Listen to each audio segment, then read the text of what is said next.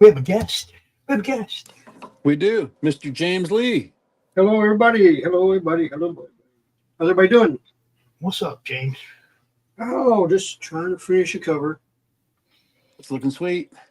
It's for my new novel, so. See, I'm kind of glad we Very started nice. doing a Saturday draw stream because we got back one of the people that was a regular on the Sunday draw stream. We get Right? to see him once in a while still. So, I'm kind of glad we started doing this. Yeah. Well, you know how real life gets involved, and you can't do. There's certain things you got to do. You got to make changes, and it happens. So there's not much I can really do about it. Mhm. That's why we did something. Mm-hmm. All right. If you want to draw with these guys, dropping a link in the chat right now. There you go. Come hang out. Come hang out with these guys. I know we changed the time of this. We moved it up an hour, and that messed up some people too. So,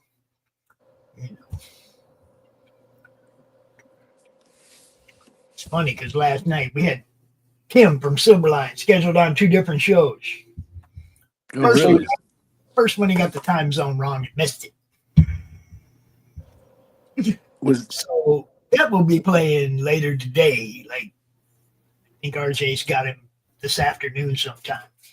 right? But he was He, he was on Freewheeling Friday last night, so he made it to that one. okay. RJ DM'd me. He's like, "Can you come on the show?" And then Yeah. he DM'd again like 20 minutes later because I didn't catch the first one. He's like, "I just canceled it." Yeah, I didn't have a backup plan for RJ. He came at me with the show too late in the first place. Right? Oh. It's like, dude, I like to have a backup plan. I like to, but I gotta have time to implement a backup plan. 10 Right. minutes before the show, ain't it? Well, I went ahead and I scheduled for February 28th. So the last Friday of February, I'll be on with RJ. Cool. And that'll be Friday, 8 o'clock, right here in the Madness. I think Friday the 28th, right? I think so, yeah. No, he's got you on a Tuesday. Oh, On a wait, Tuesday? January. February. Yeah, 28th. All right. Friday, the 28th of February. Yeah. Yeah, February. the short, that- the short month on the short bus. Yep. So what you got going on there, James? Oh, shit, I didn't mean to do that. I meant to do, It biggin. what you got going on, James? So what I'm working on now is this is the cover for the new novel that I'm writing right now. It is called The Dark Empress, and it is a isekai story. So if you don't know what an isekai is a story where something happens in our world, and it's traumatic, and the person usually dies. But when they die, they wake up in another world. And in this case, the female protagonist that I did, she is the head programming designer for the #1 virtual reality game in the world. It's like D&D, but it has a lot of steampunk aspects to it. And she's the head designer for all monsters, weapons, all the gifts that you get in the game. Like when you defeat the zone boss, you get special weapons and everything like that. She's the one who designed all that stuff. So she ends up in a world that's basically a carbon copy of the game that she made. And it's a real world, and she is the daughter of the most powerful mage that's in existence and the dragon queen Tiamat. And so she has all of her knowledge that she had of the game and everything from back in her past life that she has access to in this life.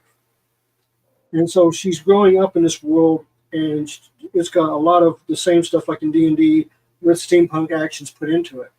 And she's like really overpowered. So she's basically she's in a world where she knows everything about the world, and she understands a lot of stuff is the same stuff that she made in the game. So she's very familiar with it, like with monsters and everything. So she's got all the cheat codes. No, she's like the GM who hands out the cheat codes. Right. So yeah, she's actually above that. So Cheat codes is one thing, but this is a whole different ballgame. But she's having to grow up. Like right now, I when she comes in as a baby. She grows up. She's 18. She's going into school now and everything like that. So she's maturing into where she needs to go. So it's it's got a lot of fun. I'm having a lot of fun aspects with it. I've got dragons, I've got dwarves, I've got elves, I've got goblins, I've got demons. So I got everything in it. So I'm having a lot of fun writing it. So this is probably going to be unlike the Steins, which is only a trilogy. This is probably going to be an ongoing stuff. So this is probably going to be the book that I'm going to keep working on as I get older. So there's going to be like volumes. So it's not just going to be one book. It's going to be like 5, 6, 7, 8 books.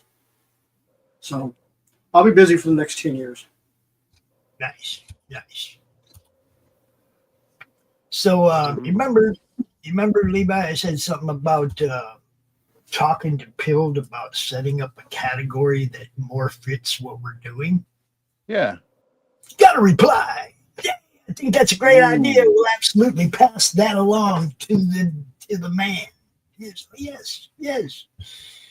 So Very nice. hopefully we'll get a pop culture category over there on Pilled that fits more our shows, Right. Because we use the cinema category for a couple, and we use we use a couple the art category for this, but like some of our shows are just pop culture shows, and they need a spot of their own. I don't want to keep putting them in miscellaneous. Yeah, miscellaneous can be anything. Yeah. I want to put it. We need a category for us. People know. Oh, that's where the cool stuff is. Sounds good to me.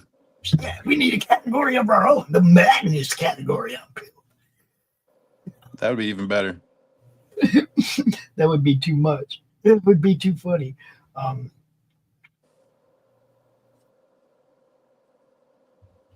Oh man, I'm sorry, Lou. If you're watching, I'm sorry. What happened? Nothing. Yeah, I'll let her talk about it if she wants to. This. I don't even know if she's watching. I'm just reading the message. Oh, got you. Sorry if you're having a rough day, Lou. But she's down in Texas. I'm in Texas. Yeah, so she's got the same problem you have probably right now, right? Did that storm hit the whole state? Yep, pretty much. I mean, even Houston and Galveston went below freezing. Wow. So this was a wallop of a storm.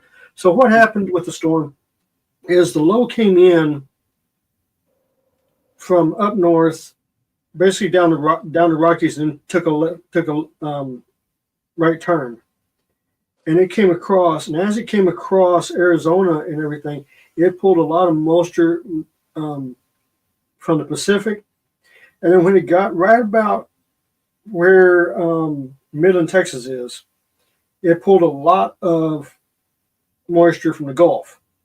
And then you had another cold blast come in. So you have all these factors come together right over Texas. And when it did, it just dumped. Did you guys keep your power or lose it? No, I'm on. I didn't lose power at all. But I'm on the same grid as the hospital, so I never lose power. But that was the problem last time, right? The big freeze in 2020 or whatever it was. 2021. But the thing was, we didn't get that cold. They were forecasting us to be down below freezing the whole time. Well, that came in day before yesterday, and the minute it got in, like the Metroplex itself, the center core of the Metroplex never got below freezing at that point when it came in. It stayed right at 33 degrees, so it didn't really freeze. And the rest of the place got walloped. And then yesterday we got up to like 38 degrees, so it was already melting yesterday. And now we're at, I think we're at 40 degrees now, and everything's clear. So it didn't last long. Mm-hmm. The other one, we stayed below freezing for like 78 hours. Right. And we went down into negative numbers. Yeah. So it was a completely different scenario. But no, they've been working on the grid for like, 3 years, so they wouldn't have that problem again. So. Right. that's when you guys had all the problems with the flooding in the houses, right? Because all your water lines go in the attic down there. Is No, mostly. our water lines are mine are underground. Hmm. But no, Just what never- happened? What happened was the water pipes, in like the city water pipes, they broke and stuff. Right. So, we lost a lot of us lost water and stuff like that. But the thing it is a lot of places completely lost power because the transformers and stuff and power grid kind of failed. So you couldn't even go to the grocery store because the grocery stores had no power. So there's no point in going grocery shopping or anything like that. So it was a mess. But this Right. year, this hasn't been that bad at all. I just remember Glenn Beck and Stu. They were talking about that because they're down there too, right? And they were saying that their sprinkler systems in their house burst up in the attic because their outdoor sprinkler systems were plumbed in through the house or something.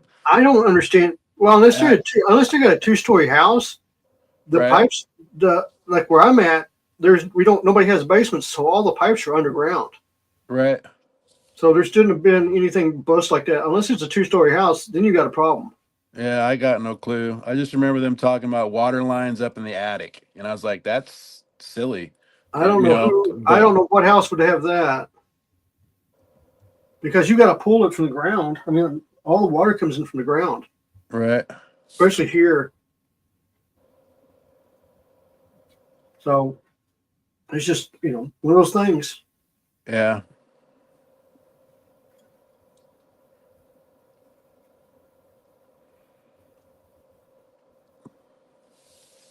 But we haven't got to February yet. In February is when we get the wallop.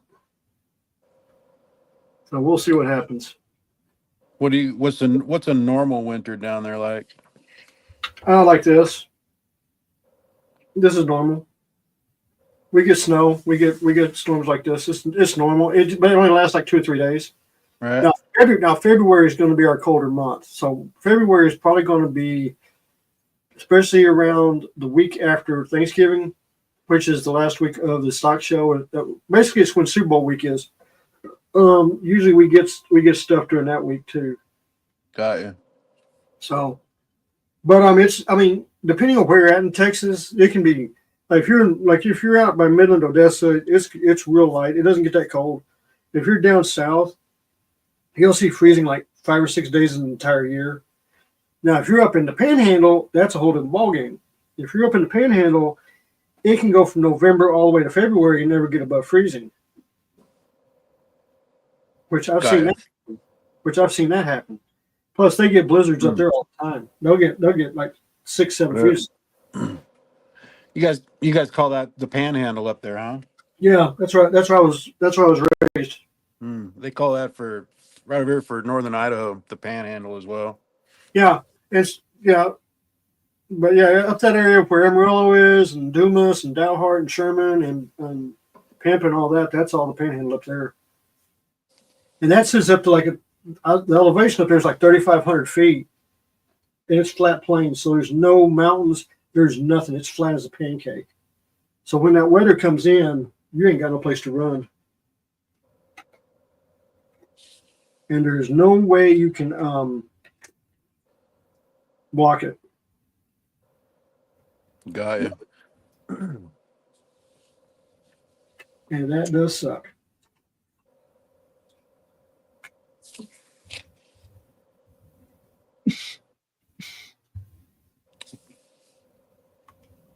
You back, Pops?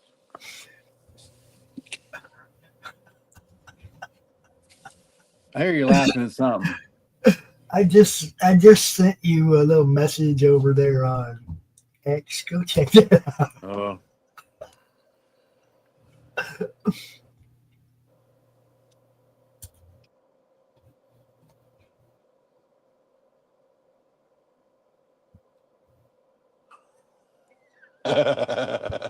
You can't say that online. Is that funny or what? That's funny. That is funny.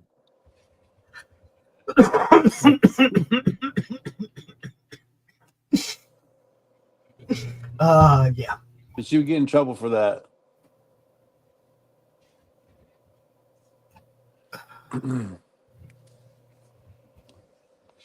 You got to be more specific about the type of firefighters you're going to hire.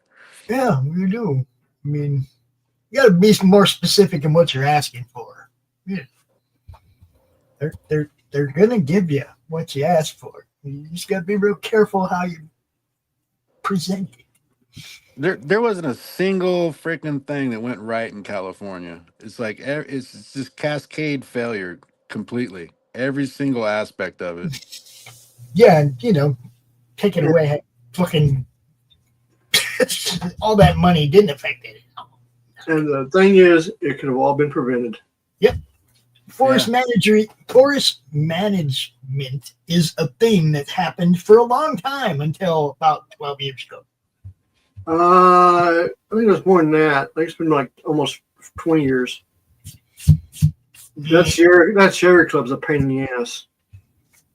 See that I can't remember what they're famous for, but it's that couple, Heidi and Spencer Pratt or whatever. What it's not the Pratt, the famous actor. This guy's a fucking Heidi and Spencer.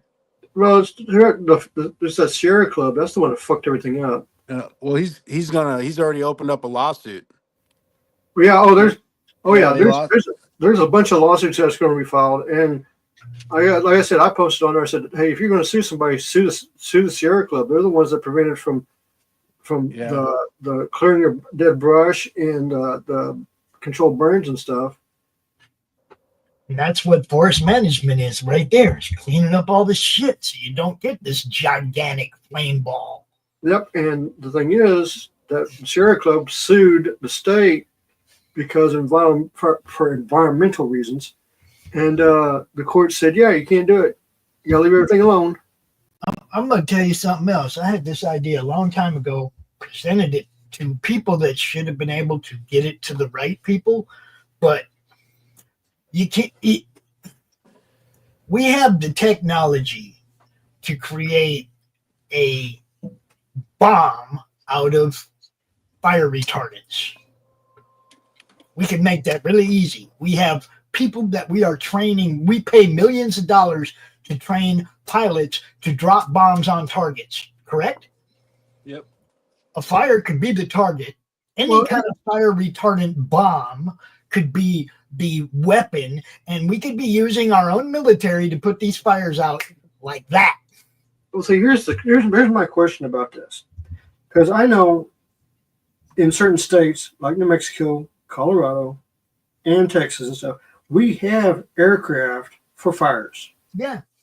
Where are the fucking aircraft? Why do we have only 2 fucking from Canada that's fighting that fire? Where's the other ones at? The guy who was explaining that, he says they're leased, and because it's not technically fire season anymore, they fucking let them go back to their maintenance area or whatever the fuck. They weren't in town. They moved the equipment. But I'm saying they can fly now to there to help with that. So where the fuck are they? Yeah, you've seen some of those have shown up, the giant planes scooping stuff out of the oceans and stuff. And yeah, those are the 2 that came from Canada. I'm like, where's all of ours that we had? Right. They're probably, I don't know. Like the guy was saying, he's an ex-firefighter from down there. He said he trained a bunch of those people, and he was saying that the leases come up and the equipment goes back because it's not season. That's the whole cascading thing. Like it's not fire season. It's not technically the Santa Monica wind season. Usually comes from like August to October or some shit. It was just like one fucking thing after another went wrong in this entire situation. Besides the fucking total ineptitude of the people running the shit show. You know, Like, it was just. that's what I'm saying. I mean, they've got, and I'm gonna say this other thing. They can sit there and scream and yell and all they want to, but my point is this: you have put the same people in charge of that state for 40 fucking years, and you sit there and you complain about it, and you had it, and what do? You keep putting them right back in the office. Yep. So if you're going to complain, you need to They're make a putting justification. themselves into office. Let's be real. You know, California has been a big rig for 50 years. Well, right, about 40 years actually. So if you're going to complain, you need to make. But the whole thing is, if you're going to complain all the time and you're not going to vote them in, not vote new people in, shut the hell up. Yeah. I mean, seriously, it's just. I have a conspiracy theory for this one too. Oh boy.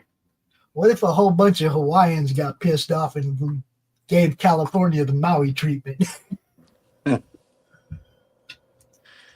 Oh. With some $700 each for you, motherfuckers. You see, yeah, You see? Carolina should be pissed off too. Well, here's Joe- the thing. This is what pissed me off was when he was like, "Oh, we're going to bring everything to California. We're going to do it." This is Yeah. Biden. Biden saying all this. Yeah. I was like, "Wait a minute. What the North fuck? What happened to Cal? North Carolina. North Carolina and Maui. Why didn't you do that Maui. there? Because you sure as hell didn't do that there. And East Palestine, Pennsylvania. Yeah. No Oh, one to that be is found another for one. that shit either. You see what I'm saying? It's like they want us to fall. They're trying to destroy us because we're the only thing standing between the WEC and the rest of the world. Yeah, it's like they want to piss us off enough to actually do something.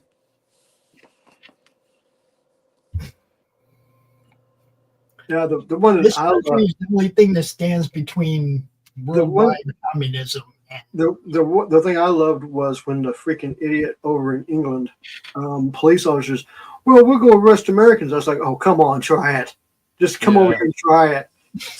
See how quick you're going to get your asses handed to you. look, man. I got the proper thing for it over here in Pilled. I got the proper gift for it. Doc, not Doc, but Pop, you're popping in and out. You're cutting out. That don't surprise me. I'm living in the winter. I'm living in the winter. You guys aren't going in and out. No, but I'm saying you're sounding in and out on your mic and stuff, like you're cutting out. Oh well. Only one I got. Not much I can do about it. Now I will say I'm going to throw a little fun in this. Did any of you guys get to see Creature Commandos? No. I will say this: there was a big surprise that made me very happy to see in that show because they did something I was not expecting. I don't even know what that is, actually. It's okay. Creature Commandos is a DC series that was on Max, and basically, it's taking monsters like the Bride of Frankenstein, stuff like that. They did this comic book back in the 70s, and James Gunn decided to make it into a TV series. I thought it was a bad idea. Then I started watching it, and I was like, okay, this is actually pretty damn good. So there's this one episode where they have this old monster. It's a robot, self-aware robot. And they went back to World War II, and they actually did Sergeant Rock and Easy Company.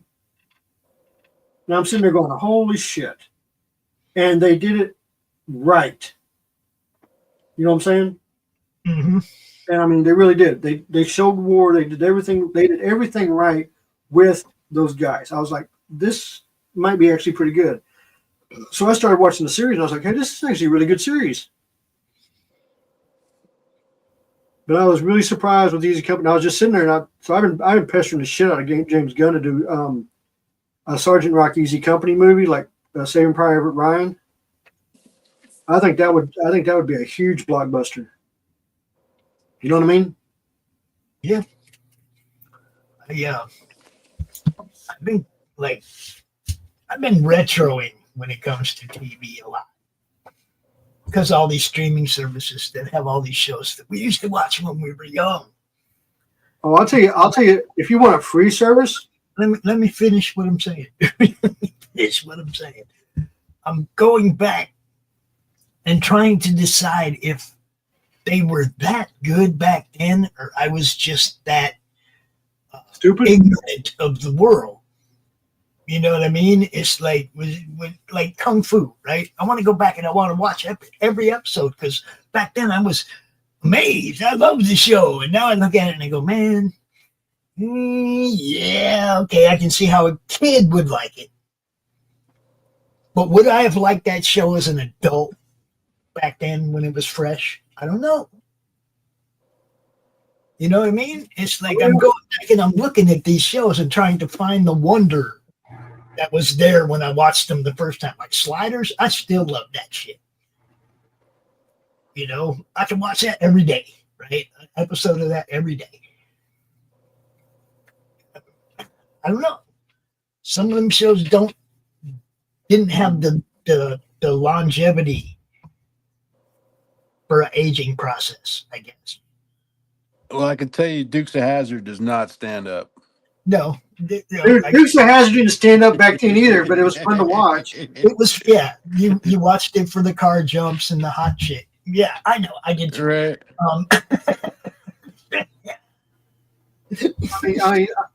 I'm being serious. I mean, it was not made to be serious. It never was made to be serious. No. But now I will say this also: if you want to see all these, there's a thing called Tubi. Yeah, I have Tubi, I have Plex, I have Freevee. I have them all, dude, and all of them have different stuff on them. Yeah, Tubi is actually getting a lot of stuff from Warner Brothers here recently, and Warner Brothers has started to kind of help Tubi. I got Hulu. I got. No, I don't do Hulu. I stay with. There's tons of them, dude. Like I said, some of them don't like all of them. You won't find Kung Fu on all of them. I think Kung Fu is on Freevee, right, or Plex, one of those two. But like, you got to go look for stuff, man. And if you have Roku, you can just put it in the Roku search bar, and it'll take you right to the streaming service that has what you're looking for. It's beautiful. That's why one of the reasons I love Roku, man. They connect me to whatever, you know. Dude, my channel where this originates is right here, Don. Okay, look, let me go drop these in the Twitter chat. I'm sorry, bro. Let me go drop those in the right place. Then you'll be able to find us, man. My bad. Let's see here. Get up in this Twitter chat. Where's my Twitter chat? Come on. How come it didn't take me to the chat? It didn't take me to my big window. What's going on? Is that the Don from like the studio? Yeah, the Don. I can send him. You want me to send him a link on Twitter or on Instagram? That's I think that one is He's on Twitter. oh yeah, I'm trying to see which. I dropped both links into YouTube, but only one. I don't know which one I just sent him. Anyway, that's one of the YouTube channels. I mean, if you want to send him the link to join, you can't. I don't think that's what he was asking for. He was asking for the link to watch. Oh, God. I don't know if that's James' YouTube or mine, though. I'm not sure. I don't know. Well, I mean, I'm showing it on my channel, but I don't have my channel open. There's both of them. So you'll find us somewhere, Don. Oh, you're looking for my channel, Don. Okay, hold on 1 second. I just dropped them both. They're both right there in the Twitter. Don't worry. I got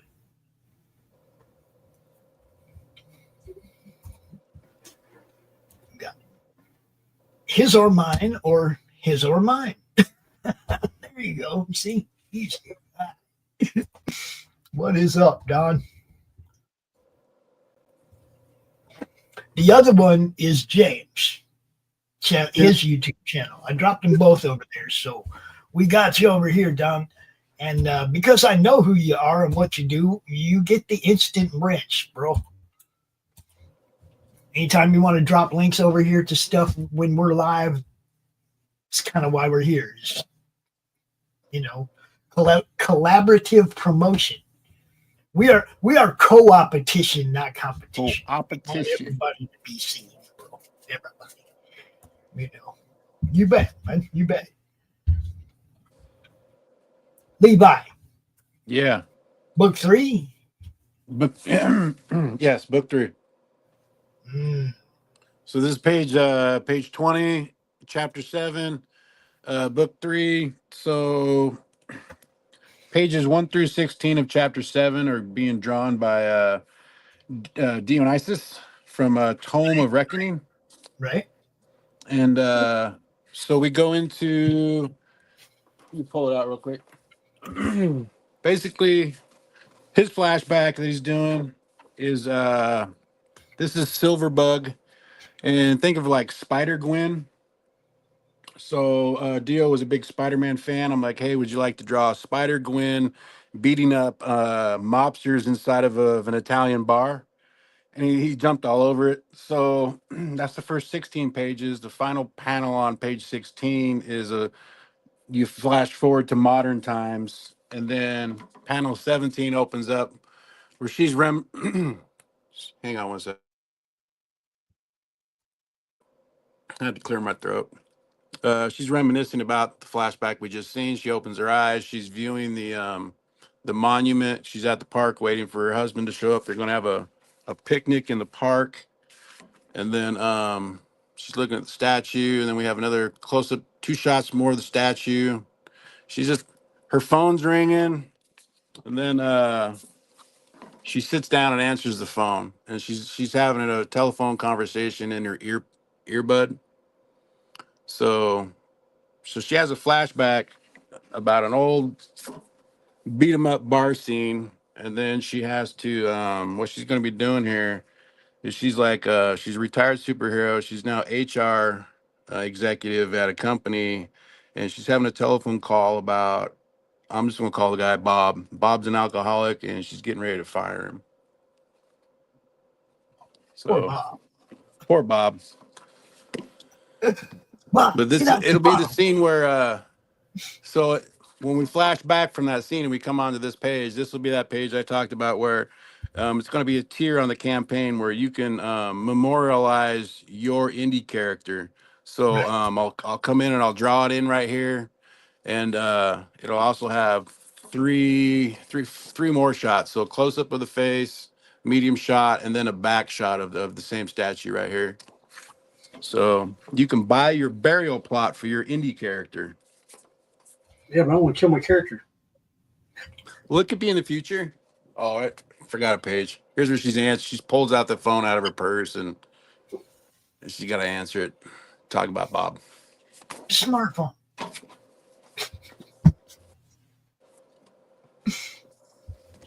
And yes, Ghost Pepper, that hot chick. Yes, that one. Ghost Pepper over on Pill dropping a little Daisy Duke on you.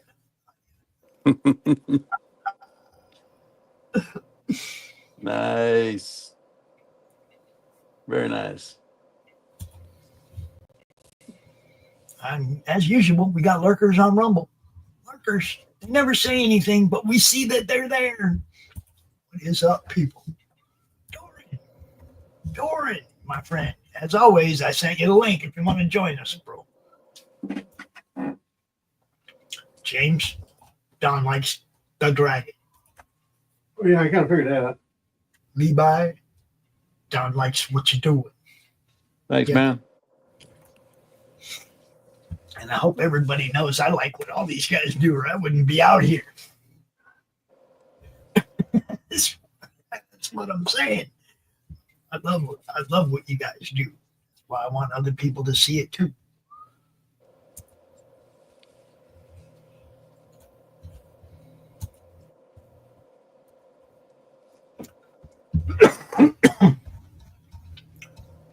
Yeah, I sent Doran the link on X as well.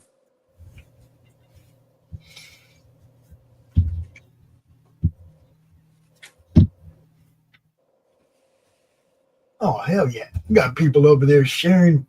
He'll drop the link to the show, and some other people are sharing it out that I don't even know. I'm going to have to follow a couple of people.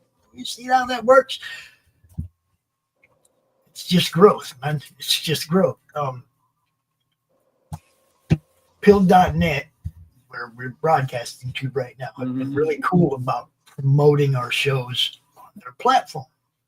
They've been going to X and who knows where else and dropping links to our shows when we go live.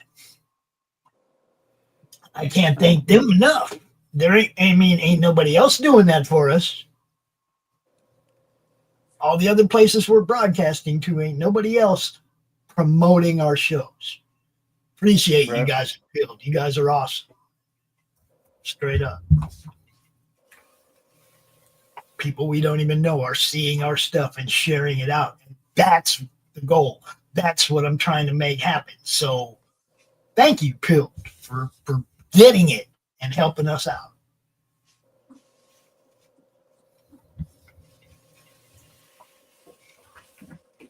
If you don't know what I'm talking about, it's pill.net. It's another platform you can stream on and watch other people stream other stuff, good stuff.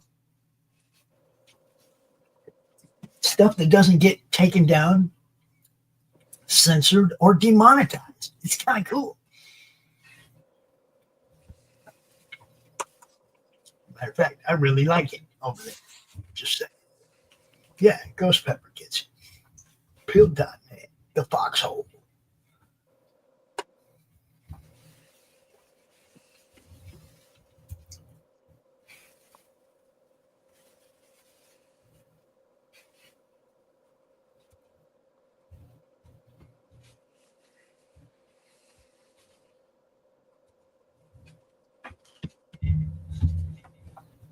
Also trying to build up a D-Live audience on D-Live. Trying to build that Rumble audience. Twitch, I feel like is a lost cause. But I feel like on Twitch, if you're not actively trying to become a partner or affiliate, they don't care about you. Well, Twitch is got right now. They're in trouble, and they may be doing some changes on their platform. Well, I mean, I'm just saying. I've Well, no, I mean, I'm just letting you know that for a long time, and well, because I'm not trying to gain partnership or give them exclusive right to any of my shit. no, I'm just saying about don't even have a worry about Twitch. It's not even worth dealing with. It's just another place to drop content. If I can get one person to go over there and see your art and maybe like your art and go follow you somewhere else, job done. Let's see, I used to stream over there when I played video games, and I had a decent group. But the thing about it is their parent company right now is not happy with it, and so they may end up shutting it down. That's okay. I don't care about that either way. Like I said, to me, it's just another screen that somebody might see you guys on. Well, like I said, I'm not really. I don't push it because I'm not trying to be an affiliate and give them exclusive right to any of my content. If I was trying to put the Madness Comic Network exclusively on Twitch, I'm sure they'd be helping us out a lot more. But I'm not. I don't believe in that exclusivity thing. Just be able to promote and push your stuff everywhere. Well, that's the way I am with my novels. I don't have like when you go to print stuff, and if you go to KDP, which is a free service, so if you want to do your novels, you can do it for free. I highly do not recommend it, but you can. If you do KDP, you are locked in with Amazon. You cannot take your book anyplace else. Yeah, I don't like that kind of shit. I don't either. Doesn't that's Rumble like kind of somebody do some of trying that? to that's somebody trying to monopolize something, and I don't believe in that. Well, no, what it is they offer you free everything, but they get exclusive rights to it. Yeah, they monopolize your content. And so a lot of people who have no money, I mean, actually are, have no idea how, can't raise money or anything like that, will go over there and put their books on there. And, you know, the books do not sell that well a lot of the time. And you have to understand something. There's a lot of books that are on Amazon that just are on Amazon. They don't sell at all. Mm-hmm. And it's just because people put the books on Amazon because they write books. They don't publish them. They don't advertise them or anything. They just sit. What is up, Cam Cam? What's happening? Cam Cam's Crash Courses right there in the chat. Good to see you, man. Dude, we got 30 shows now, bro. I'm sure you probably don't turn the notifications on because you get hit bing, bing, bing every day, but it's all good stuff, man. Good stuff. You got a guest backstage.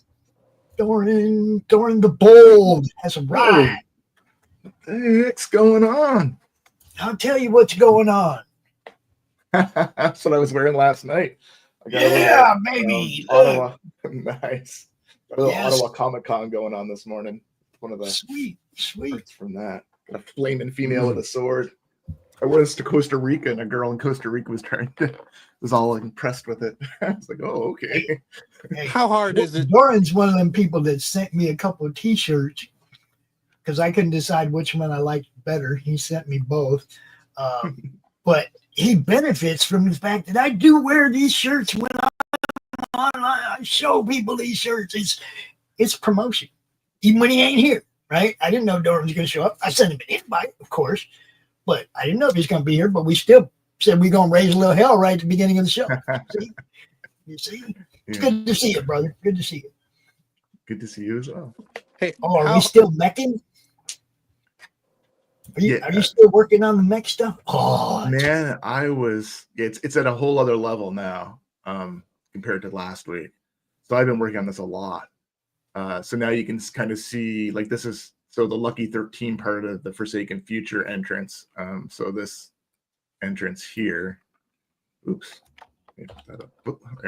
kind of is this #1 spot at the top here. But you kind of get a scope now of what this underground facility is like, right? So I've got a bunch of stabilizer arms that now look like stabilizer arms on it. I got this bridge on it, the central living hub area. I've got a power core section, and we've got like little conveyor belts on the side of it for like tank tracks. So as it drills, it kind of can get through the earth, and then it has kind of the drill bit on the bottom here. So yeah, Thanks, still chipping away.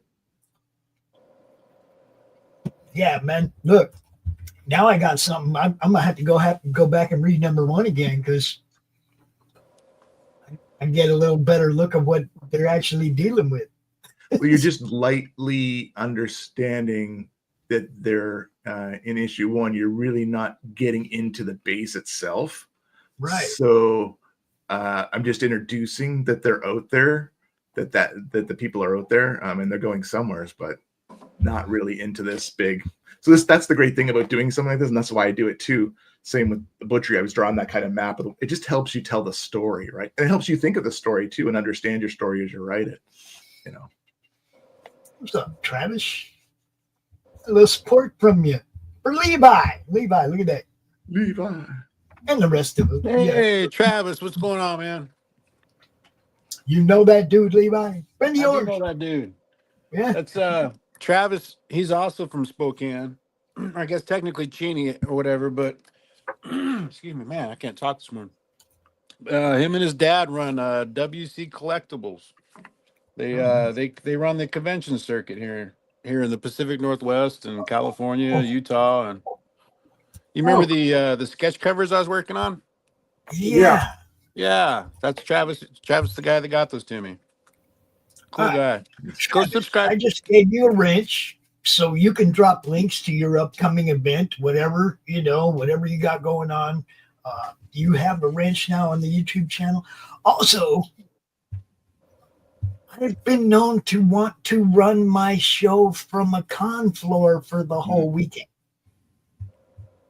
Right. Something like that interests you, man, let me know, because I'd love to come to one of your cons and broadcast all weekend long on the network. You can go give his YouTube channel a follow. He does a bunch of unboxings and stuff like that.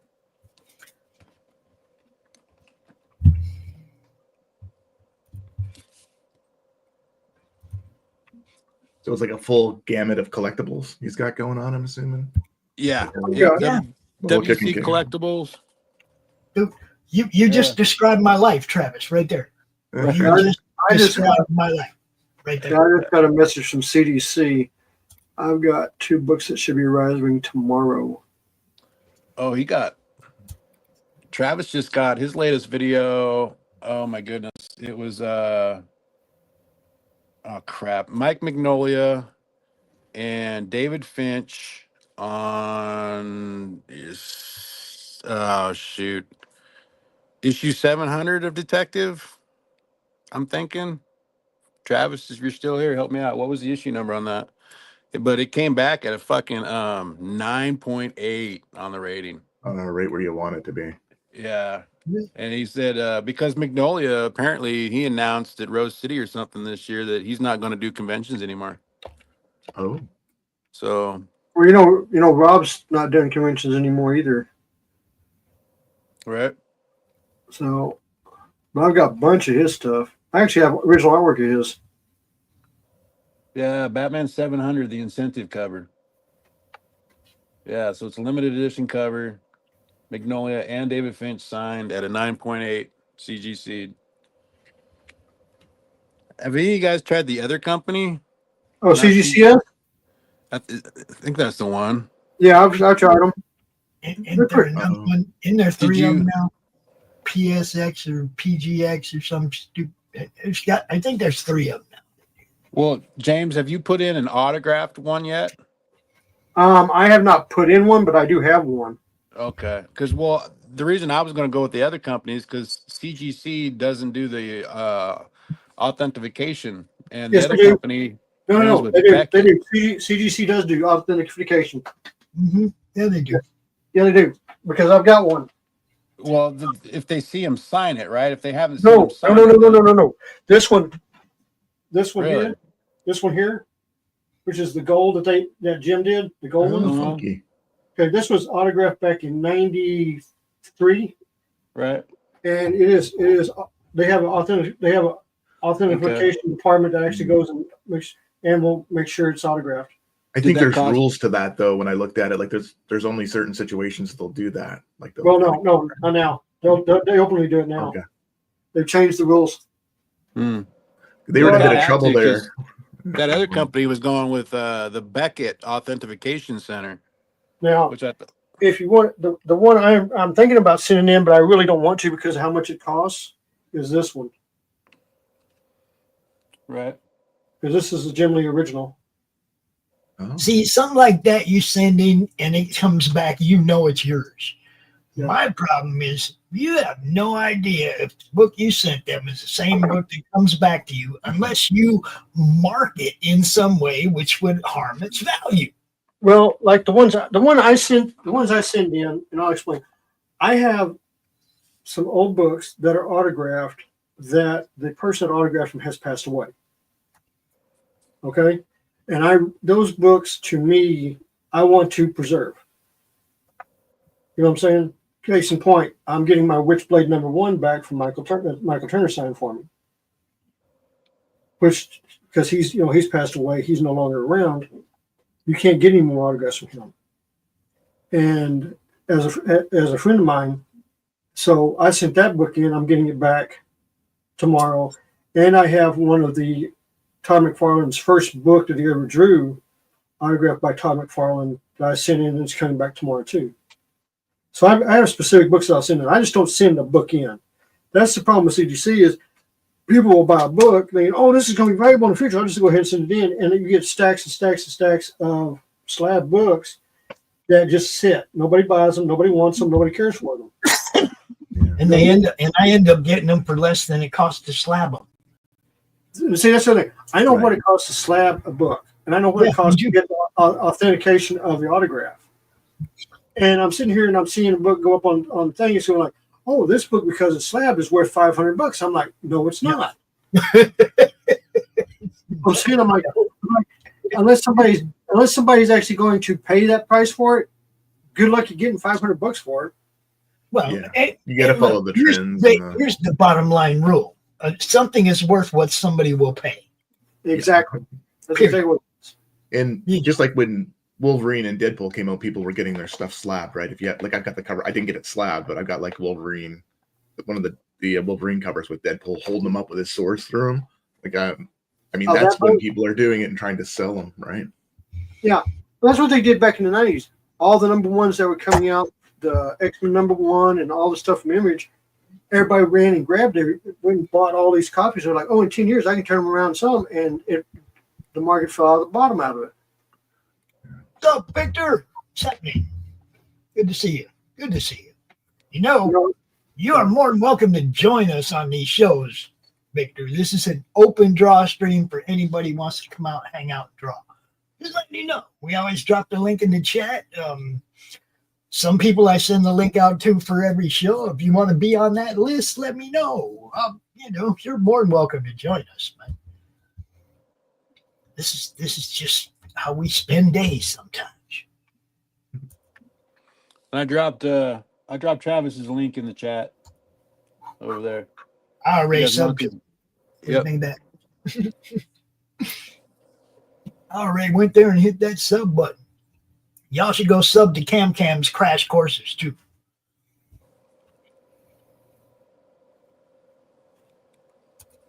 Oops, zooming a little fast. Oh, I'm on the wrong screen. Man, this is getting pretty close to done.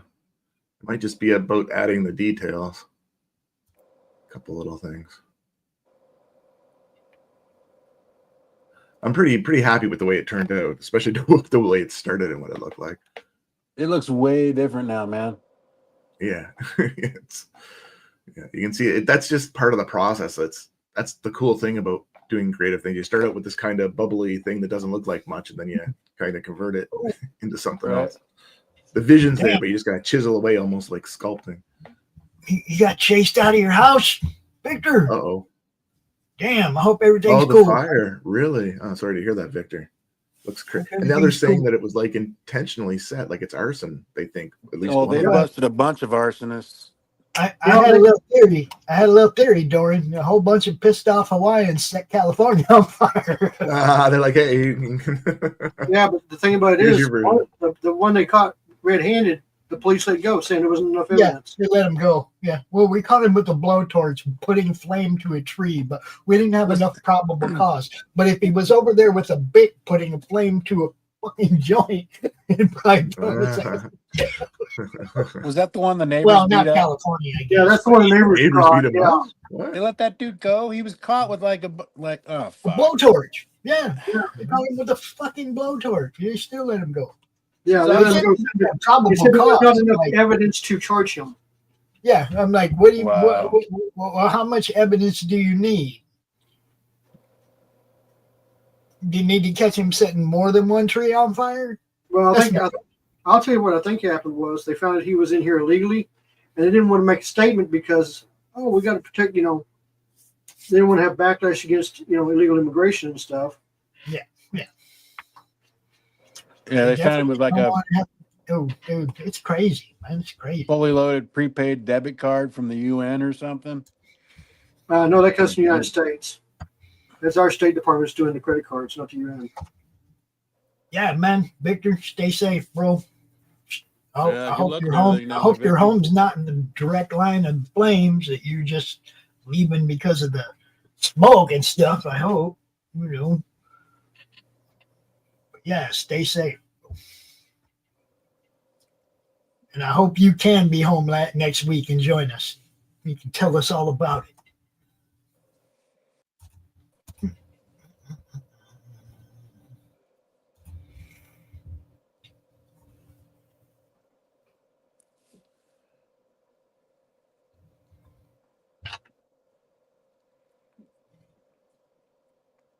Yeah, I don't have a whole lot of slabs. I got like 5, right? I think I have like 12 slabs, but almost all of mine are autographed or gifted to me. Like I've got a Wolverine signed by Mark Silvestri, that's a 9.8. I've got a Phantom that's signed by Michael Turner, that's a 9.8, and I've got Wildcats #1 autographed, I think it's a 9.8 as well. So I've got I don't have a lot of slabs. I'm real picky on slabs. But you know, an autograph that I think I want and I want slabbed, I'll pick up. But other than that, no, I want to read my books. You know what I'm saying? Yeah. As I was about to say, I don't have a lot. I've only bought one, and that was Del Toro cover of Venom for my son because he's a big Venom fan. The rest of them I've either won or they've been given to me. But they're all pretty cool. I got I got Gambit's first appearance, and a couple other ones that are slabbed up. But I'm just not. I'm not a fan of it. I get it for older books, like I said, the Gambit #1 or first appearance of Gambit. I will slab that up because I have the reprint. I can read the reprint, right? That's slabbed up. I didn't pay for it. I won it. Won it in a contest, or somebody else bought it for me, or something. Because I'm not a slab guy. Right. I understand. It's It's just another level of collecting. Right. It's it's just a Well, yeah, I different know way. exactly what it is, and I remember looking at my perfect condition book that they said was worth this much, and then somebody else wrapped it in plastic and they said it was worth that much, and I'm like, but it's in no better condition than the one I have. I didn't get the parallel to the now it's worth so much more. No, it's the same damn book. Hot off the press, not even a fingerprint on the mother. It's the same book. Only I didn't let somebody go flipping through the damn thing. So mine's even better condition than the one they're calling a 9.8 because nobody touched it yet. You see what I'm saying? I've got one that was released that is one of the ash cans that's sealed. So that means you gotta bust it open to read it. Yeah. And it came that way from Image. You know what I'm saying? So it's never been touched. It was signed and then it was sealed. See, that's another thing. All them old polybag books, did you rip them open, or if you're a collector, did you leave them in the polybag? Ooh, I bought. great question. No, what I did was It depends, but I bought two. So one I kept in the poly bag, and one I opened. Okay, I well, carefully I'm opened the just poly saying, bag. I got like stripped 5 or across the 6. top. I'll have Very 5 well. or 6 Darn. of the same things still in the Mhm. poly bag. I didn't open any of them. Well, it's like I actually, in a collection that I purchased, it had a Ghost Rider that was poly bagged, signed Yeah, by that's the what artist. mine were. Yeah, and Uh, he just signed the poly bag. yeah, that's James, what they do me a got. favor. Pull that slab back up again, James, real quick. Ghost Pepper over on Pilled. He's not familiar with the term. He doesn't know exactly what we're talking about. The slab? Slabbing? Yeah, Slabbing. This is a Slabbing. slab. This is a slab book. that's when they wrap it in plastic, bro, so you can never open it up again. Well, what it is, it's in a sealed plastic case. And this is now officially graded. That grade at the top left of it makes it Yeah. official what this is by this company. Yeah, it says what quality they see the book as. Now, my Professionally other graded. problem is the actual grading system, which Right. there's no freaking way that 1,000 people that do this across the nation are all making the same call on the same little nick. Nobody sees the same. Nobody sees these things to the same degree. There's no. Well, see, this is the way I see it. I don't need to hear "we'll see." I know for a fact that 2 different people are not going to see every defect to the same degree. Well, Now, 1,000 people are definitely not going to see every defect to the Quality is same. a trick. Yeah, you have to have a what I'm saying system. is, the bottom line is if you see something and you want to buy it, you're going to buy it. If you don't Yeah. want to buy it, you're not going to buy it. Whether it's graded, not graded, or whatnot. It's just like being on that app, whatnot. I was on there the other night, and they're putting books up, and it's like the 1 in 25, 1 in 30 copy. And I'm like, I'm not paying that. I'm not paying that for that book. I'm not paying for that book. And I was seeing other people pay for it. It depends on what you have to offer and if somebody wants to buy it and if they agree on the price. That's the bottom line of it. If you don't like slab books, you don't want slab books, that's your choice. If you like slab books and you want to have a collection of slab books, be my guest. But it's your money to buy what you want when you want it. And that's just how it is. Hi, Yep, Carrie. I just see the flaws in the system. Well, again, I it just goes see to the flaws in the system. It's like Just I the can't fact that they trust just this. caught that No. person. Yeah, not only Killing that, one. but you don't even Like know the last- book you sent them is the one they're sending you back. That's the controversy. That's what that person was doing. Yeah. You have to trust them. Well, the thing about it is the odds of them actually having a second book like the one I just sent in is going to I'm be not hard. talking about you, James. I'm talking about in general. A general book, not a specific book. I said I understand slabbing specific books, and you can recognize them when they come back to you. That's not the same thing. I'm talking about off the shelf fucking Avengers number fucking whatever they're on now. And, First appearance of Carnage or something, or yeah. a general book, man. There's no idea. There's no way you can tell if the one they send you back is the one you sent them. You don't know if there's blank pages and it's just a cover now. You don't know unless you break it open, right? Well, like I said, it's up to the person and it's up to the buyer. Yeah. Well, Yeah. I just try to point out the flaws in the system before people invest money in something that ain't gonna be worth There's nothing. some great videos out there if you don't know what slabbing is. There's some great videos explaining it and what to slab, as kind of we're hitting at here. You shouldn't slab everything. There's Yeah, something that's, called key that's the issues. problem.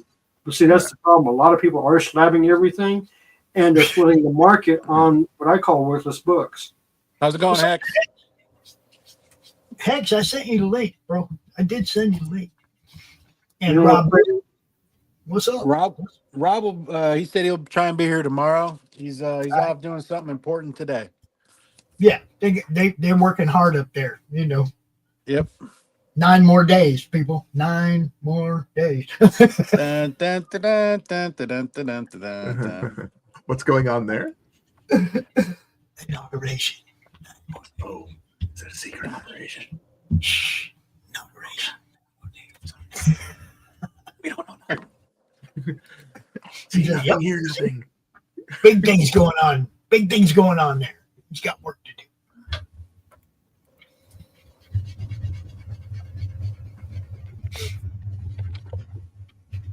You call it a drilling bit. I don't know what you would call the end of it. But anyways, I'll just call it. Well, I mean, if it's meant to drill, it's a drill bit. Yeah, yeah. Maybe tunneling bit sounds better. Like, those tunneling machines they have that Mhm. Shoot, the one they had in Seattle, didn't they name it Sally? oh, they actually had a nice name for it. I think so. Because I want to say she It's actually- got stuck for a minute. Yeah, we had ours caused a giant sinkhole when they were trying to put in the system. Oh, jeez. It wasn't good. Gobbled up a car. Nice. Tunneling bit. Yeah, that's good enough. Carrie, Cool. Carrie. Like Dallas, when it snows in Michigan, shit shuts down. I tried to get to the post office this week, but right now we're waiting for the snow plow to come get the 2 inches of snow. Yeah. What type of fancy sci-fi name could we make for the alloy that this thing's making? Some kind of carbon, not fusion, because I'm already using fusion. Also, carbon, molecular carbon, molecular, Nano. nano. How Oh, nano about, would be how small. about molecular vibranium? Vibranium. It's not bad. Mystarium. So Then I have to spell that it. would be good because, well, so you're calling it an alloy. Isn't an alloy, isn't that a combination of two metals? Or, It can Yeah. be 2, 3. It can be Could 2, be 3, 4. 4 mils. okay. Yeah. So, I'm already so using that one, something called Titan ore in the series, so something from the moon of Titan. So that's supposed to be like a super powerful. So did you say Titan? Tiber, what was the Vibranium. one you, Tibranium. So that would be, because it sounds like it's all tied together. Like that sounds like an alloy to me. Like Vibranium. their titanium. And then it's from the Titan Moon, you said, right? Yeah, but that's just going to be super rare in the series. Like that's like Mm. super powerful. Right. So there's Molecular reasons that vibranium. there's Titan ore. Yeah. Torino? Tenorio. Tenorio is what Rob says. Or it sounds like an Oreo cookie.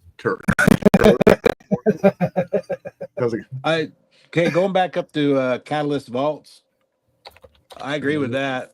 Slab and Yeah, stuff, it's- that's it's- limited it's- edition books. It's got to be something you can recognize when they send it Yeah. back to you as what you sent them. Otherwise, Yeah. you don't know, guys. You don't. I mean, your trust.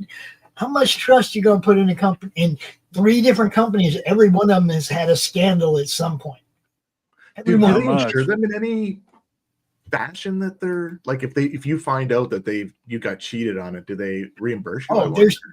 there are Facebook groups that are designated like, I mean, just watching like a hawk on those guys. You know, Well, see, they just recently had a scandal with. yeah. So every slab's numbered, okay. And what they found was a guy had done 2 different Incredible Hulks, and one was slabbed at 9.8 and one was slabbed at 9.2. The problem was he was able to crack them where it didn't crack, and he swapped the books out. And he put a Did he different. just swap the labels out, one or the other? No. He swapped the books out because it's not the label. And he put the 9.2 and the 9.8. And so when the guy got it, he noticed it had been fooled with, so he sent it back into CGC, and CGC said, "No, this is not the book. It's 9.2." You know, they said this isn't a 9.8. And they were like, "Wait a minute." So what happened was it became a big scandal that there's a way to open up the case, Slab. yeah, and move the books around.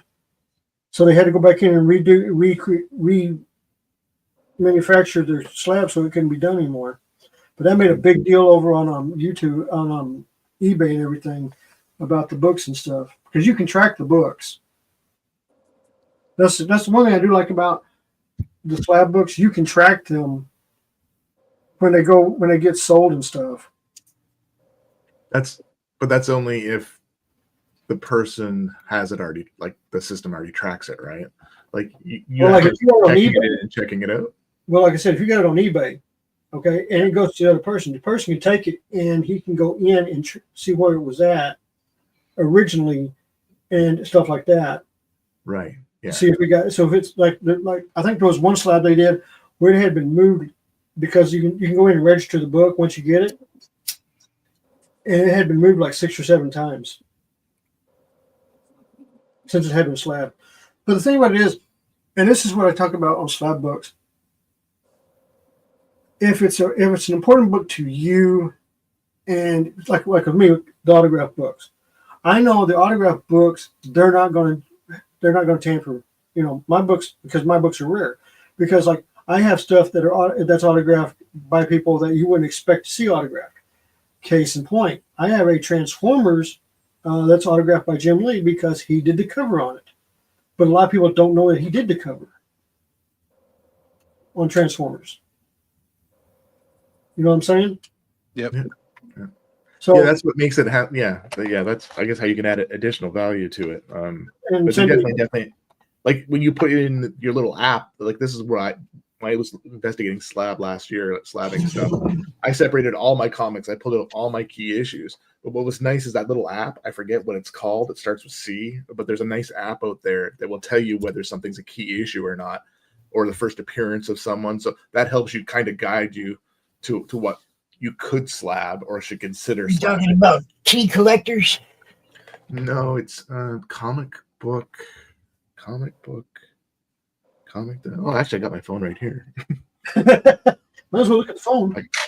Yeah, it's on my phone, and it's cool because you can scan your comics and it will figure it out for you, and you can put them in. And No, I'm not going to do my 24 long boxes. No, thank you.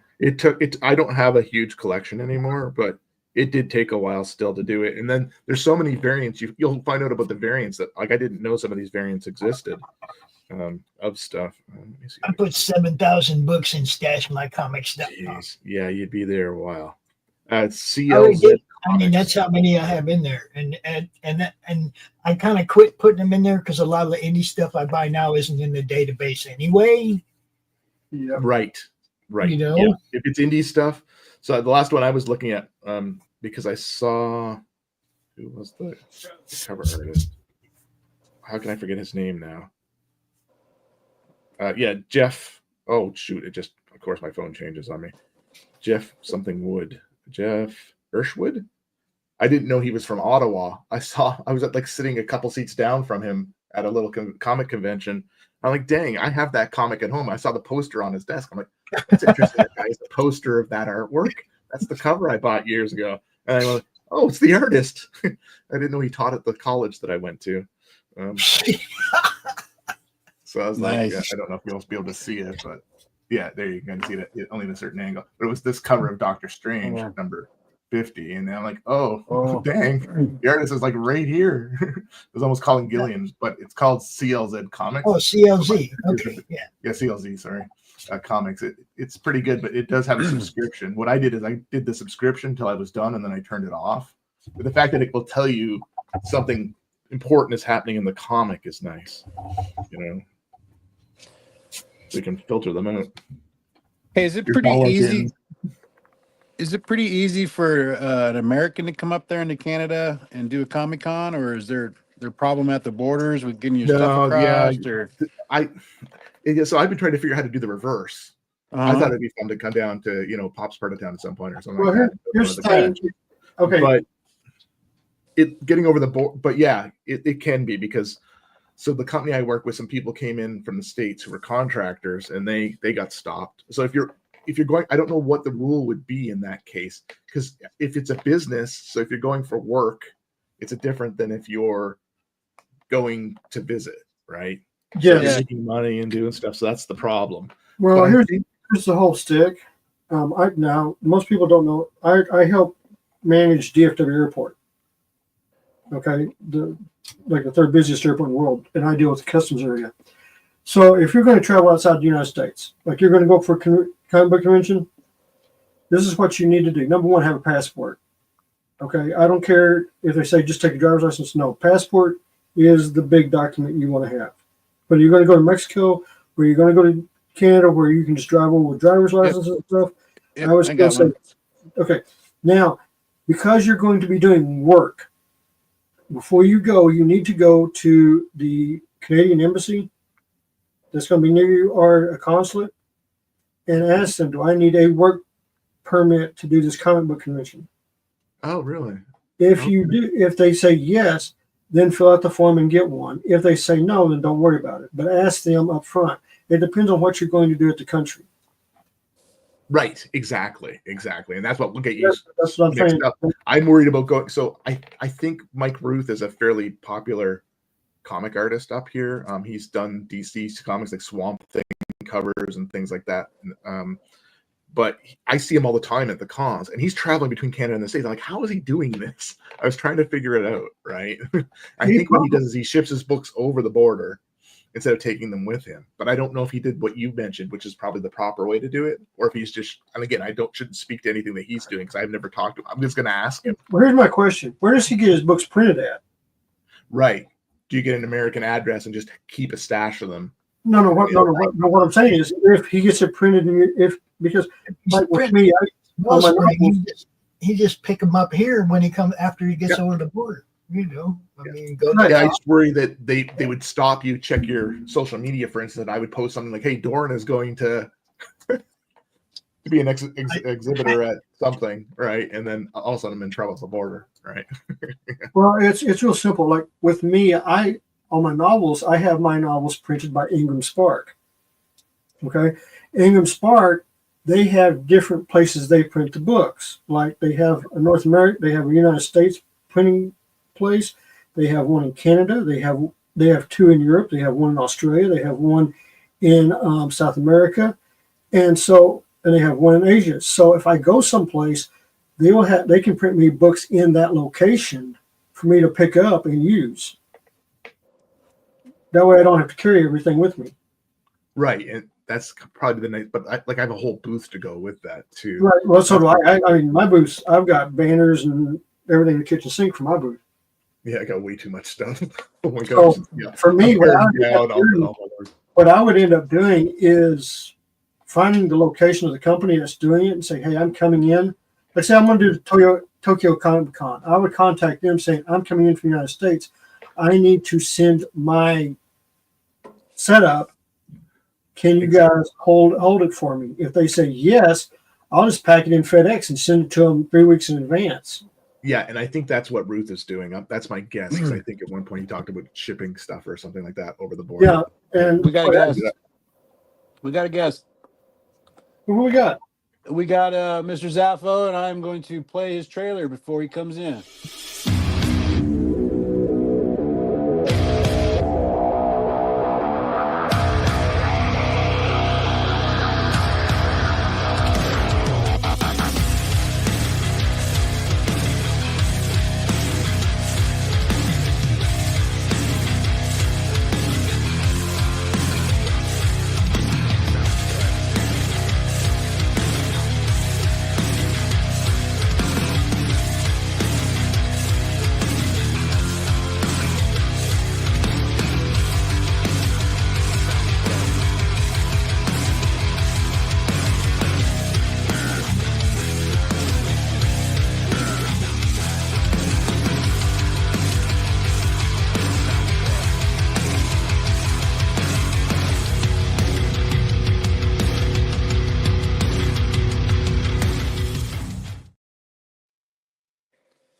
Zaff. Oh, shit. I added him. Hey, There he What's is. going on, man? what's Throw up? some smoke grenades, and then he appears. What's going on, everybody? Same old, same old. Sitting around drawing, BSing about comics. I hear all you. the I good hear you. stuff.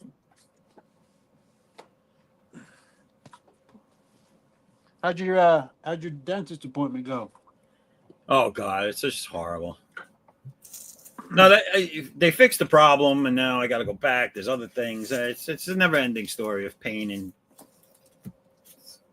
horror. Or the dentist. So what I hear you saying is you're doing it for the laughing gas. No, they don't even give me that. You know, it's such a jip.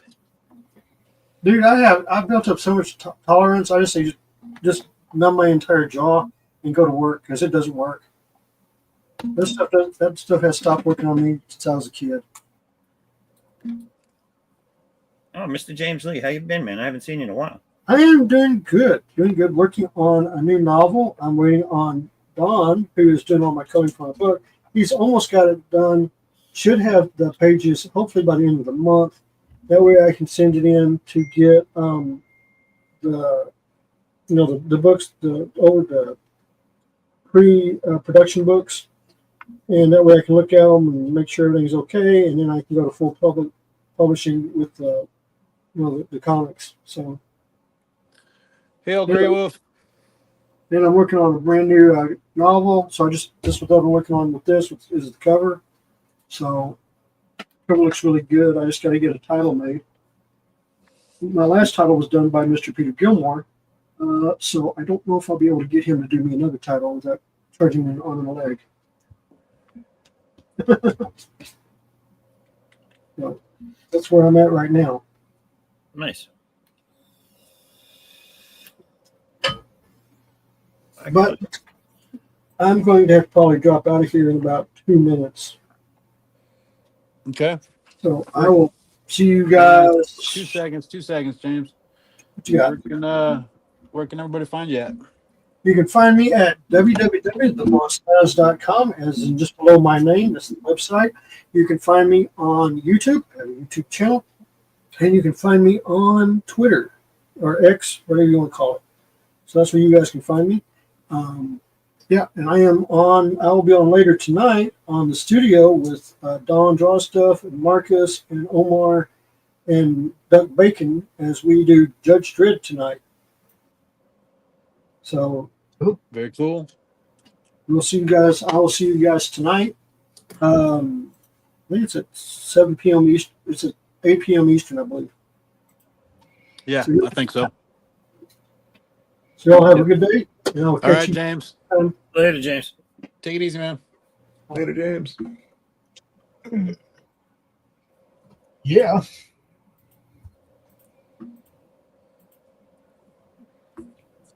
So what's up, Hey, Zach? Zach. What's going on? I'm trying to find something that I want to share with you, fine gentlemen here, but I can't find it. Is that it? I think that's it. This is I don't know if you guys remember the homage cover I was drawing on one of the streams. Yes. All right. Well, I have gotten it back from the colorist with the title on it. Oh, yes. Nice. Show it. Show it. Show it. Now this is this is the preliminary that proof that was sent to me. She's going to be dropping the title a little bit down, so the heads of the two main characters on the cover are over the bottom part of the title. Uh-huh. But this is pretty much what it's going to look like. You want to share a screen or? Yes. Let me Okay. see. Is that Sharon? Yep, I got you. Sharon Karen? There it That is. is badass. Yeah, she did an excellent job. Who did the colors on that? Bruna Costa is her name. Nice. She's been doing covers and basically covers, I think a pinup maybe for me for the last campaign and this campaign. And now this Right. is moving forward to the third campaign. So Mm, yeah, her coloring is I very really nice. like it. Yeah, it looks like it pops good. Yeah. So that's going to be my cover A for Unbound Fury 2, which should be, if all goes well, February. I'm thinking maybe middle of March, the latest. I'm hoping to get the Mhm. campaign going. It all depends. It all depends on when I get my stuff back from the printer. Got ya. Oh, the good old printer. So I got to send out some updates on the campaigns today. Let them know where I'm at. We just submitted ours to the printer on Friday night. Or not, what is today? Today's Saturday, last night, Friday, Thursday night. Thursday night we did it. I'm still doing the lettering. It is a long and tedious process because I am not an actual letterer, so Mm-hmm. it takes me a little bit longer to do it. But Right. I'm like the pages that are done. I'm liking the way they look, the way they set up. So Right. hopefully everyone will feel that it's worth it when they get theirs. Well, hey, if you're ever Um, looking for a letterer, Keith Gleason is lettering my book. He's an excellent letterist, and he charges a decent price. So, Keith Gleason. All right. Yeah, if I decide don't get enough I'm respect. just not wanting to do it anymore, then yeah, I'll definitely be interested. Yeah. Right now, I'm just Rembrandt. trying to keep my costs hey. as low as possible. Doran does lettering too. Yeah. I've learned a lot. I'm glad I did it because Yeah. I learned that I was reading comics wrong my entire life. Yeah. The one Really? thing. Yeah. I didn't understand the grammar of comics. And the book, there's a book you can get off Blambot's site, and it's on Amazon called, I'd have to go find it now. I'm going to find, well, I should find it. I'm going to talk to it because it's the best lettering book I've ever seen. And it taught me, I didn't understand what double hyphens meant. Right. I just would read through double hyphens without understanding what is happening in the text when to use a double hyphen and when not to, is explained in there and stuff like that. It's a great book. Of course, I put my keyboard in there. Hmm. Let me see if I can find it. Because if I was lettering, I would want to. There's parts of this book I would want to definitely read. Yeah, there was when I was thinking of doing it for my book, I was trying to teach myself as well, and there was stuff in there where I'm like, "Are you fucking kidding me?" Like just the whole fact that it's all uppercase, unless Yeah. it starts When- here and does this, and you're Yeah. kind of like, "Well, wait a minute."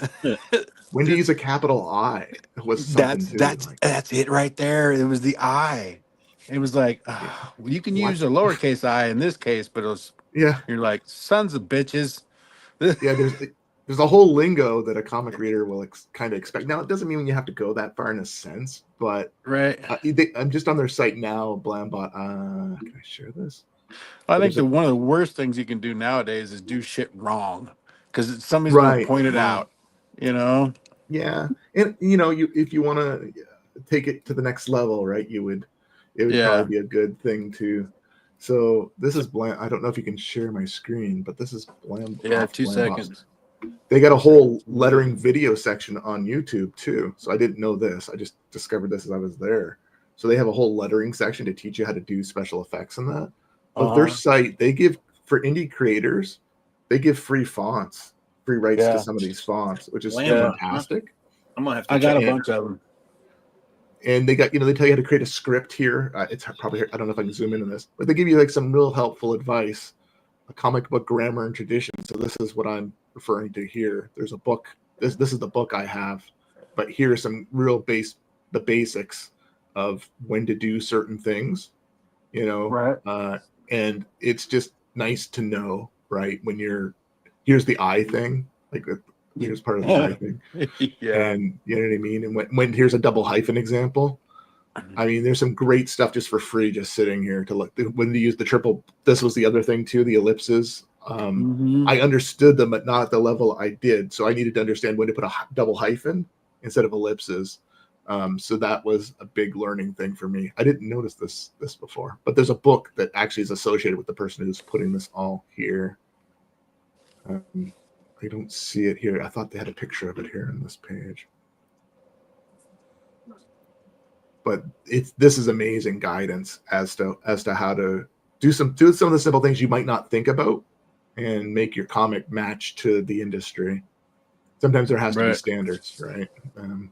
I just or let you her confuse everything the in reader. big bad font, so it doesn't matter. Yeah. No, Yeah. I totally I haven't get, heard that font in forever. Yeah. It's all icons everywhere. Yeah. I Anyways, totally get standards, and I believe in standards, but it's the nitpicking that some people will go through nowadays. And Yeah. you're just kind of like, that's just Yeah. ridiculous. I struggled You know? with this part here. So I had radio communication in the Forsaken Future one. I struggled with how to do it because it didn't look right. And then when I saw this, I think it was this bottom option here with the kind of the cut in, I'm like, that's what I want to do. So once you just looking at this page for a couple minutes would have helped me. I guess I didn't need to buy the book. I could have just went to this section. This is really good. I didn't ever understood this tail part about it. I understood it. I've seen it, but I didn't understand why I would want to do it all the time. But anyways, I used that. And wow. Bubbles. I do my own thing when it comes to the thought bubbles. Maybe I shouldn't, but this just goes through it all. You know what I mean? Yeah. Yeah, letters definitely don't get enough respect to what they're actually thinking about and doing for them, and they're usually reasonably priced. Yeah. One of the things, there was a little meme or whatever going around this last week or two, and it said comparing comic book artists to a band. You're like the writers, the singer, the artist is the lead guitarist. And then the minute I heard about it, my brain automatically went to, well, as an inker myself, I'm like, well, we got to be the bass player, and they were like, no, the letter is the bass player, and inker's rhythm guitar. I'm like, really? Like, I would think. I thought the letter would be the drummer. I don't know who why. was? I think the drummer was the colorist. Really? Yeah. Oh. Huh. I thought the guitar. So the singer would have been the artist, your head person, and then the writer. lead guitar would have been the colorist. I would have thought. Okay.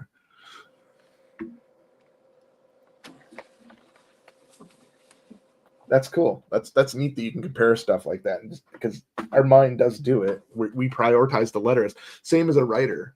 Maybe the writer was in there. Maybe that's who got lead guitar, but we do it right. It's at the cons all the time. People don't care. Certain people don't care whether you're the writer or not. If I'm sitting there and I have my comics out, they go, the first thing is always, "Are you the artist?" It's the first words out of their mouth. Oh no, I'm the writer. And sometimes people actually walk away because they can't get it signed.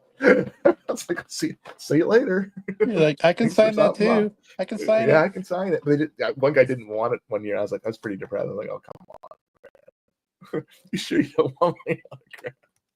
Like, no, you're not free. Important. You're just a writer. I'm not charging anything.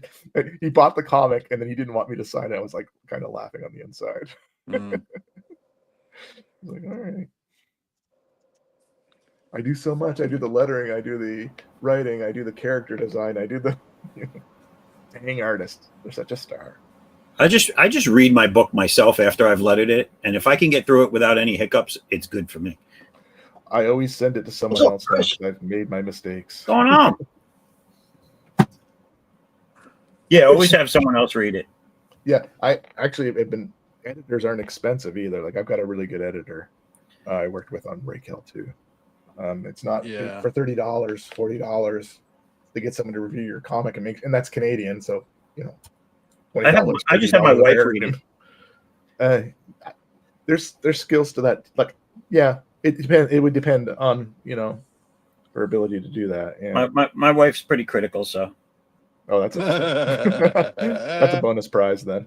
Oh, dude, drawing these pages. So I've done 3 pages of nothing but this chick's face, right?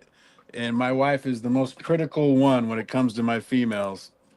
And she's all like, "Oh, you changed." She made it in this panel right here. Like I goofed on the chin a little bit, and she's like, "Oh, you're changing her look up in panel 3." And I'm like, "No, I'm not. yeah. I just can't draw I'll fix it. consistently." It's like, oh, she used to be a man. Yeah, they're like, so there's also a joke where we go, if we see somebody that's pretty ugly, an ugly girl, whatever, I'll go, that girl's so pretty, it looks like I drew her. Yeah. Yeah. My wife is totally critical of my females. It took a long while for my spouse for her to get into helping a bit. She now comes to the cons, but she does editing and stuff. But I still send it out for the finals. I still send it out to someone I know who's done comic editing before. Again, just because that's not the thing I want to. And I've had people. My friend Corey, who does Sister Mercy, who is like a Mr. Writer, he reviewed one of my comics before. Yeah, Corey, and he reviewed it, was cool enough to do it. But then you know what? I found problems with it afterwards too. And I was like, oh, it's just hard sometimes to get a thorough, and that could be to the font, right? Like in some cases, what we were just talking to with the actual way the lettering's going, like there were certain things that weren't caught with that. And I was like, oh.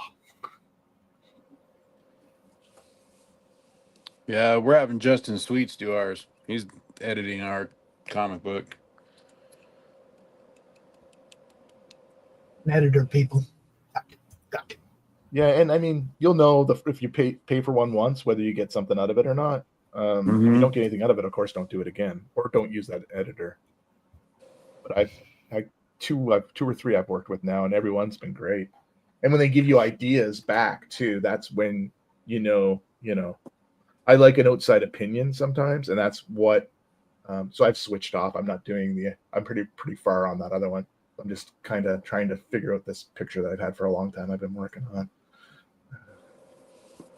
my fate dealer. So I got to get her figured out. She got steel claws. What is that? That's actually her. So she's a seer. So she actually can deal the deck. Oh my God, I'm drawing a blank on what it's called. The deck with all the cards Tarot? with your fortune telling. Thank you, the tarot cards.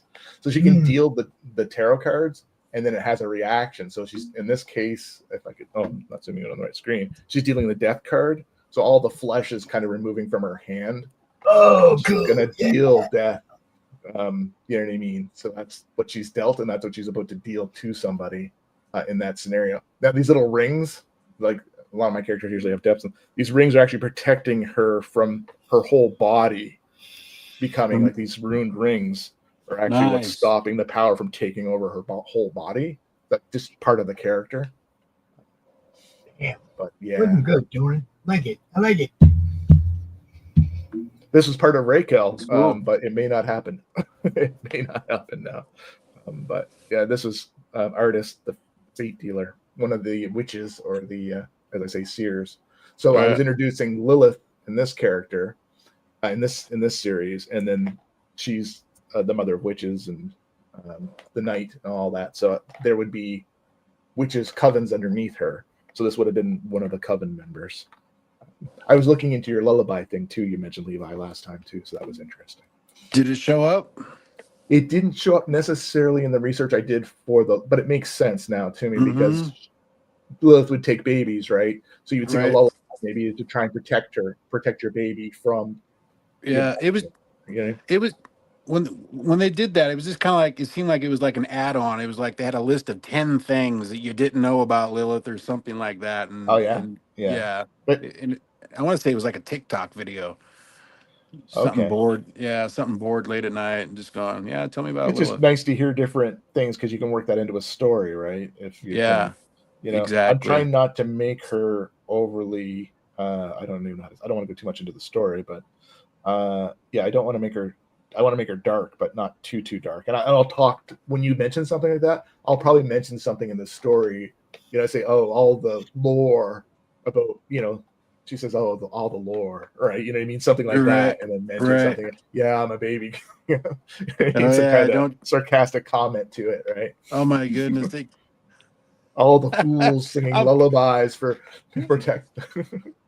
or I'm picturing this lady holding like, here, hold my baby for a minute. Like, are you sure about that? Yeah. Maybe not. Maybe not. Yeah, Is that like a hold my beer? yeah. Yeah. Because, like I said, they also they tried tying it into Lilith Fair, right? And I'm kind of like, I'm not so sure about that one. Like, oh yeah, Lilith Fair was totally inspired by Lilith from the Bible. Yeah. Like, no. I mean, even though there's some videos, so I watched quite a few more videos too. There's some people who claim that she's not even Mhm. really mentioned as Lilith anywhere. It's like in the Garden of Eden and all that stuff. So it's just more, there's so much stories, but that's what makes it cool, and that's what creates Right. something of interest. Because so many people have done Lilith. I like to think that when I do it, it will be more of a different spin on it, and it's not just going to be a character name. Like some people just take the name and go, "Oh, now it's Lilith." Right. Right?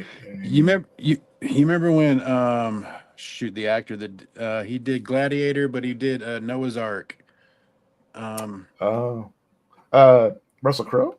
Russell Crowe.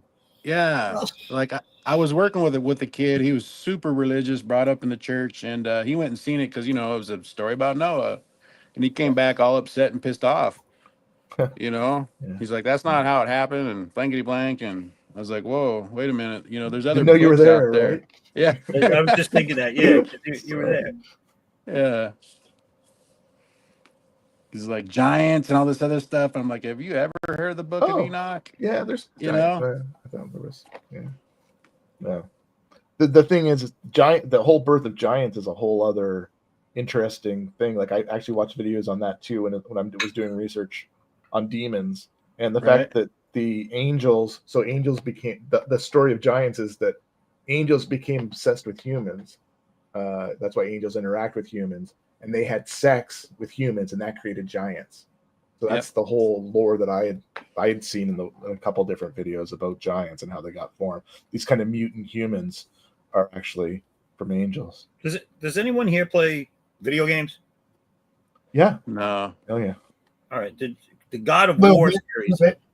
The God of War series has really interesting takes on not only Greek mythology but Norse mythology. Oh yeah. It uses a lot of the actual stuff and does little tweaks and changes here and there. But their take on the giants was pretty cool. There was a game years before that came out called Ragnarok, and I loved it, and it went into the same type of lore. Yeah. When I saw Gods of War, I was like, man, the PlayStation's kind of just taken off from that series, but it looks like it's amazing. I have lots of friends who play that. I don't have a PlayStation though. My whole universe is all my characters get their superpowers and everything like that because from the gods, basically.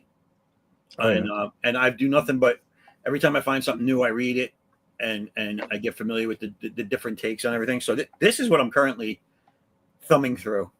I got somebody at my door. By Robert Graves. I'll be right back. Hide, Levi, hide. Get under the table. But there's tons of cool myths out there that you can make a whole story. Oh yes. Oh, I got books so and you can books. see it better. This is the one I'm currently reading. Nice. And yeah, so I mean, I got a whole bookshelf dedicated to just reference material, books, Greek, Greek, Norse, Egyptian, you name it, occults of the world, all different stuff. I'm not gonna do it. Yeah, I've got quite a few of the No, gods, like no, just like a encyclopedia of just let 'em them. go. And what all these god names. I like to reference that sometimes. I was doing in Raquel, well, not in Raquel, but in the World of Whitefire, I was doing a Loki before Loki came out in Marvel officially, like in the movies. And I'm like, no, Right. got rid of that. You know Hey what I mean? guys, He wasn't mainstream. Now he's kind of mainstream, so that kind of ruins. What's up, Leo? I got we're sitting here talking about God and religion and stuff, and I got either Mormons or Jehovah Witnesses at my door. Oh, see, they're That's a listening. sign. Yeah, take you to church. Tell him, come inside. You're just in time for the bloodletting. No, That's right. yeah, We caught a witch. Did I you am bring your good. rocks I'm to put in good. her pocket? I go to the Blue Sky Cathedral. We're about to light this witch on fire.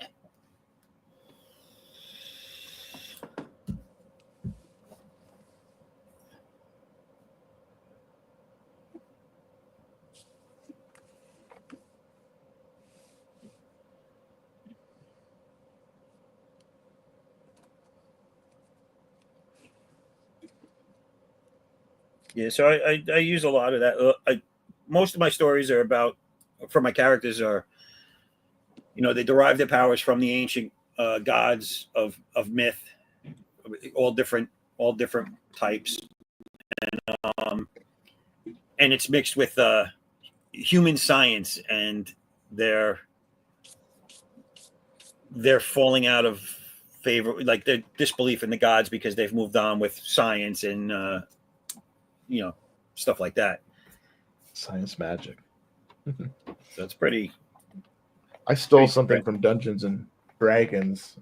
So I was a big fan of the Ravenloft. I don't know if anybody will even know what that is, but Yeah, I remember that. Ravenloft was their kind of vampire world between you went through this mist and you were in this different world. So if you saw a fog, it would be like a portal to another realm. But what was cool about Ravenloft was when you played it as a dungeon master, which was what I was doing, is if your characters, if the people on they were playing with you, if they did anything bad, Ravenloft would reward you, the world of Ravenloft, for being dark, for being a dark, and your soul would slowly become corrupt. So you'd get special powers, and you go, "Wow, I got special powers," but your soul is getting corrupted at the same time. So I kind of stole that in a sense that in Raquel, the demons, that's how the demons get their powers, is when they kill somebody of value, they get stronger evil gifts, right? So it makes them more powerful. So the more demons kill or take over someone's soul, the stronger they get, type mentality. It sounds like Hi, corporate Christy. America. Sounds like what? Corporate America. Oh, yeah, exactly like corporate America. More people you get, more powerful you are.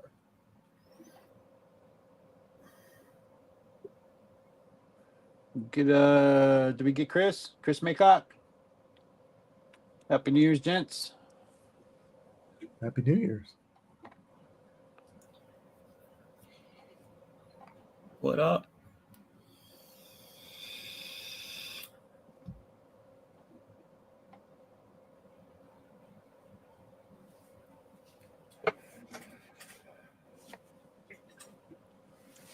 Hi, Christy. What's up? What's up?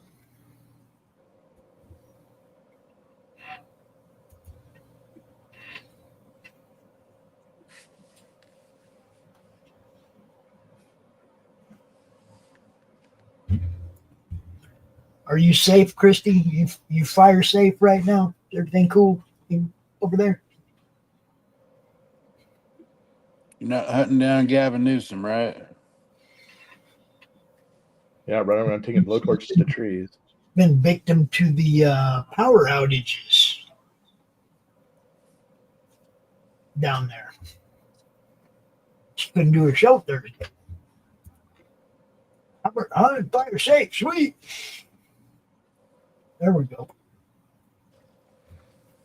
Nice. Good news. Good news.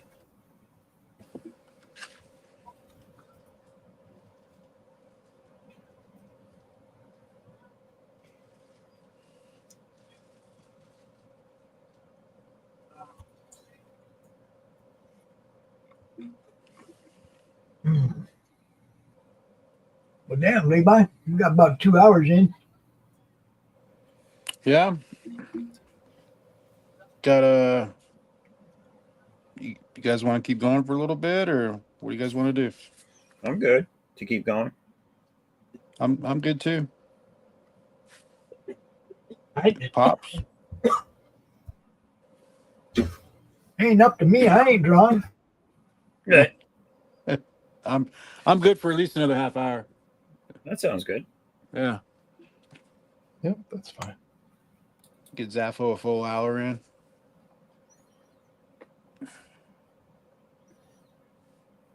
No Omer today? He's over on the he's trying to earn some money. Oh, where he earning money? Where is it? Red Valkyrie? Their auction they got going today. Ah. He landed a spot. So tried getting a spot too, but didn't get it.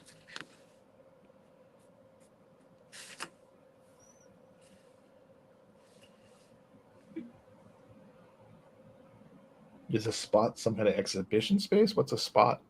Oh, for the auction. So they hold it's the first auction of the year. You just sell your artwork and stuff.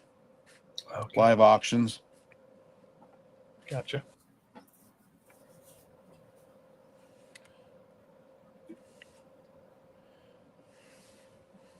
Same thing here. They probably whether or not their studio holds 6 or like I think ours holds 10, right, Pops?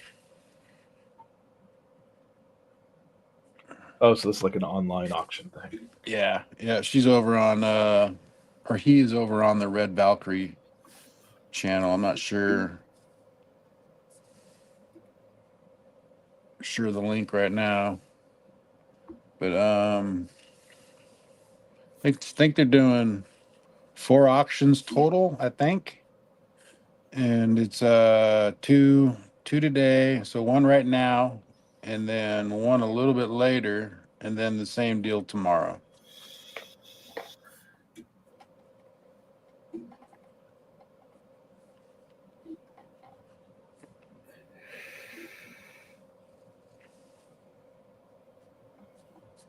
Not sure what pieces he's selling. You know them auction shows, man. They are great if you got money to spend, but they're painful if you don't. No doubt.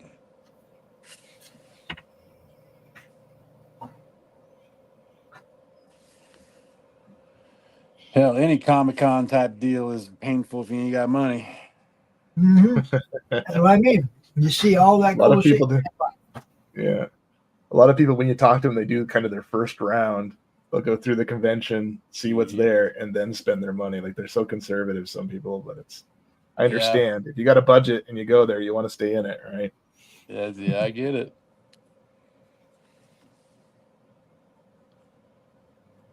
There was 1 year at Emerald City Comic Con. It was Sunday, and I'd been real good all freaking weekend. And my wife was finally like, "Just go, go make yourself happy." And and I'm like, "You do realize what you're telling me to do?" She's like, "I know." And I walked out on the floor, and of course, you have your regular cash box, and then you have like your overflow in your pocket, right? Yeah. And I walked off with the overflow. But he didn't come back with it. Came back with stuff. I came you know back what? with stuff. It happens every convention to me. It was okay. The money I make goes into something else probably there. I have never ever purchased a statue at a comic book store. And the only, right there at the Comic Con, I bought myself $100 Captain America statue. I bought my first those gigantic books where it shows the original artwork. What are those things called? Anyway, I got the Joe Kubert Tarzan run. So it's a huge, gigantic book, 11 by 17. This size. And come back, she's like, "Oh, well, how much did you spend?" I'm like, "Well, I'm only up to $250 now." Did you have a look on her face? Yeah, she's like, "You've only been gone 10 minutes." I'm like, "That's just because I knew where it was at." Yeah, I had a list all along. Yeah. It's like I you spent see it in the 210 minutes. I backyard. need another 3 hours. Yeah, your dog Exactly. wants in the house or out. It just sits there. Come on, I'm ready to go. I'm ready to go. Come on, let me go. Let me Come open the on. door. Come on. I'm up. Woohoo! I've already thought about the spot. I'm gonna poop. Let's go. You only been gone 10 minutes. Yeah, average it out for the next hour and a half. I got more money to spend. Bye. Yeah, you don't See want me ya. to be gone any longer. If we make any more overflow money, I'm light. Yeah.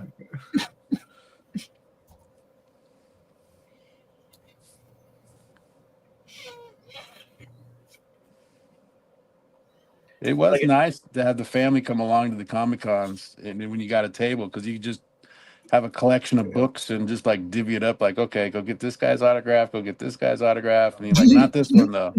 I'm one's gonna go a get mark. this one. Yeah. That's hilarious. I was a little proud and upset that my son was oh gosh, who was the inker?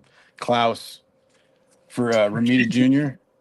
Yeah, my son's a big Ramita Jr. fan, and Klaus was there one year, and I'm like, I'm gonna go get Klaus, and he's like, no, I get Klaus Janson. I'm like, all right, fine. Klaus Janson, another good guy. Did you go to? Was he a teacher at your school? Yeah. Nice.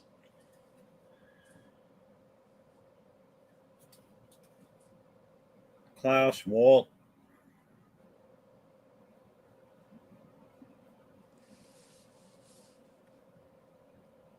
Man, I wish I could. If I ever won the lottery, I would put a bunch of these guys back to work again.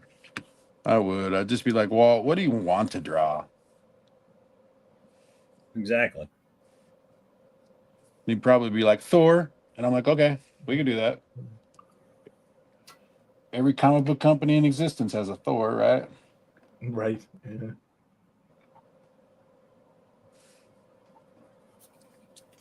Yeah, didn't he do Alpha Flight X-Men?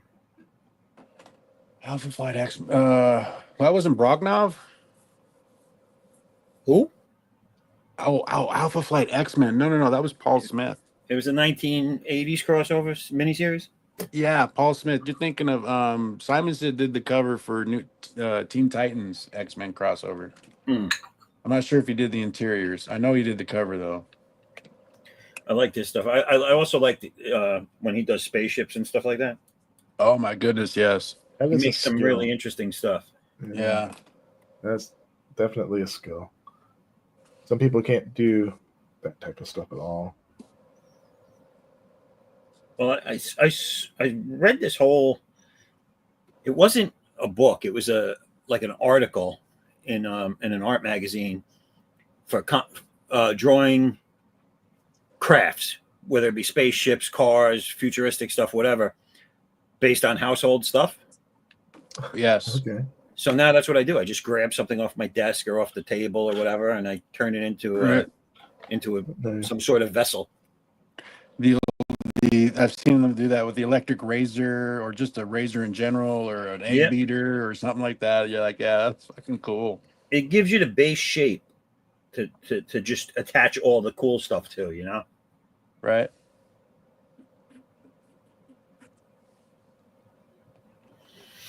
Because realistically, when you, at least for me, when I go to draw something fictitious out of my head that's a spaceship or a futuristic car or something, that's the hardest thing is that base shape.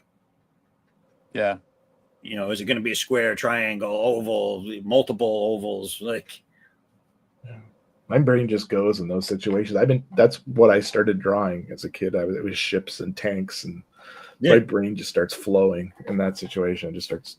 Yeah, you don't know what you're gonna end up with sometimes if you don't have a base shape. yeah. Some Sure. people are really really good with it and don't need anything. But I found it makes life a lot simpler when you have. What would be funny is if you did it based on that shaver or whatever, or the razor. If you ran into a hairy planet out there that needed it, you know. pulled right up to it. Yeah. I got you. I got you, Galactus. And you got some could just stubble be there, buddy. really, you just be really blatant with the naming of it too. Like, where's your spaceship? Oh, you mean the Razor? Yeah, or the Gelator. Yeah. Where's your Bic? I mean, your ship. What's the name? Yeah. What's the name of your ship? The Mach 4. Yeah, they can like shoot off the end of the razor, like when you change your blades or something. Like, whoosh. Yeah.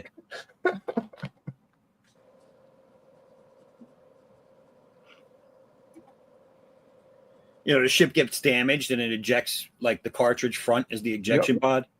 Yeah, or that's how they escape. Maybe that's like the shuttle or Yeah. something Or that survives the explosion. Yeah.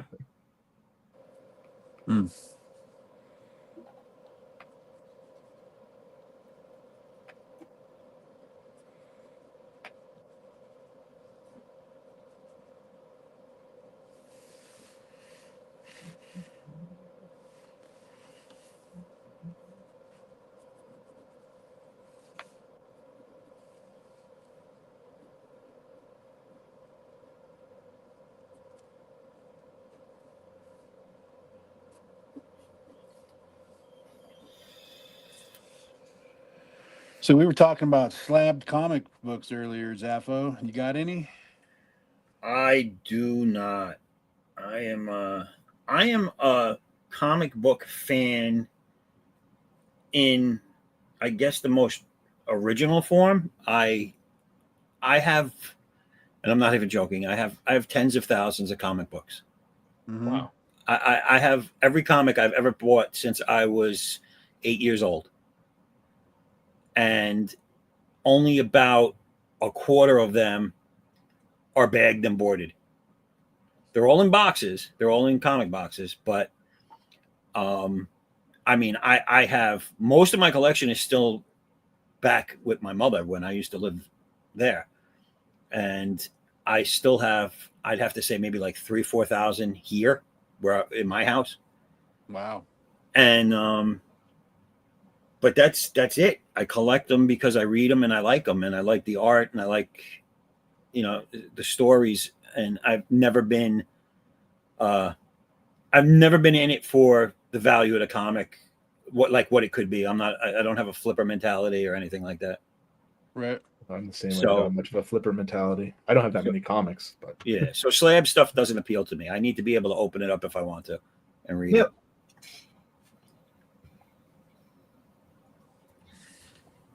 Not that there's anything wrong with that. Not that there's anything It's wrong just with not for that. me. it's just a different type of collection. Hey, if it helps the industry exist and brings Exactly. money into it, fantastic. I mean, that to me, and it's funny because there's a lot of people in this scene that are in my age group, and they have like a flipper mentality nowadays. But I feel like everybody forgot, like back in the from the 80s all through the 90s. I think maybe in the 90s towards the end there is where it became a big thing. But people were all doing the same thing. Not too many people were in it for the money that it could be worth. They were in it to, oh, look, this artwork's sick. Oh, look, this story's great. Yep. That's what it was all about originally. And that's when the industry, I think when the industry blew up and went mainstream, when they started talking about movie deals and stuff in the late 90s, and Image was a thing, and that got big. I think that's what brought eyes to the industry that were never there before. Mm-hmm. And you would start seeing them pop up slowly but surely in news articles. Like they would do a write-up on a big comic writer or artist, and then it just started snowballing and became a much bigger thing. But I remember one of the questions that everyone that was getting into comics or that was already in comics was trying to figure out was, how do we make this go more mainstream? Yeah. And they, through movies, was how it happened, I guess, because that's once Marvel saw some success, that's where it blew up. Yeah. Actually, DC with Batman. Yeah. But the 89. DC, I like to say that it's the indies, like a lot of the indie ones, that's kind of say, because Superman and it's not Superman, but Spider-Man who- and Batman were dying for a while there. But Yeah. then it was, when Marvel created Blade, that was a, your Blade. lead character, see Blade, really, that was a great movie. Like I remember going to the theater and seeing that. Judge Crow. Dredd, when it came out, I went to the theater, and The Crow, of course. The Crow made Crow. made And even fortune. the Yes. Phantom doesn't get much credit, but I went and I saw that too. Yeah. But I saw this different sets of characters, and I like to think that that's what helped them get Or different Dick eyes Tracy. in Hollywood on Yeah, it. Dick Tracy. Dick Tracy. Then would they be did an the Green example of another Hornet. Yep. Yep. Yeah. Oh, the Hornet was A lot of the indies or less known ones really made. I think because they could probably afford them. They probably weren't as snubby as all the. And then it opened up to indies getting other deals like Scott Pilgrim, which no one thought would ever get a movie, got a movie. Yeah. Kick-Ass got a movie. Mystery Man. Mystery Men. Oh, right. I almost forgot about The that. League one. of Extraordinary Yeah, Gentlemen. That's one of my Yeah, I favorite watched that one. movies. Yeah, I like that. Very Which one? different. Mystery Man. I don't know. I guess I'm a Ben Stiller fan. Yeah. Don't know why, but It was good. I liked League. I thought it was very different. I thought didn't know League was- anything about it, and taking all these characters from different, like the Humpback and Vampire, like Dorian Gray and Dorian Gray. Yeah, It was a very steampunky type of feel Yes. to it too. I liked 2000 Leagues Under the Sea back in the day. So them Yeah. having that kind of feel to that. Oh, it definitely did. Yeah.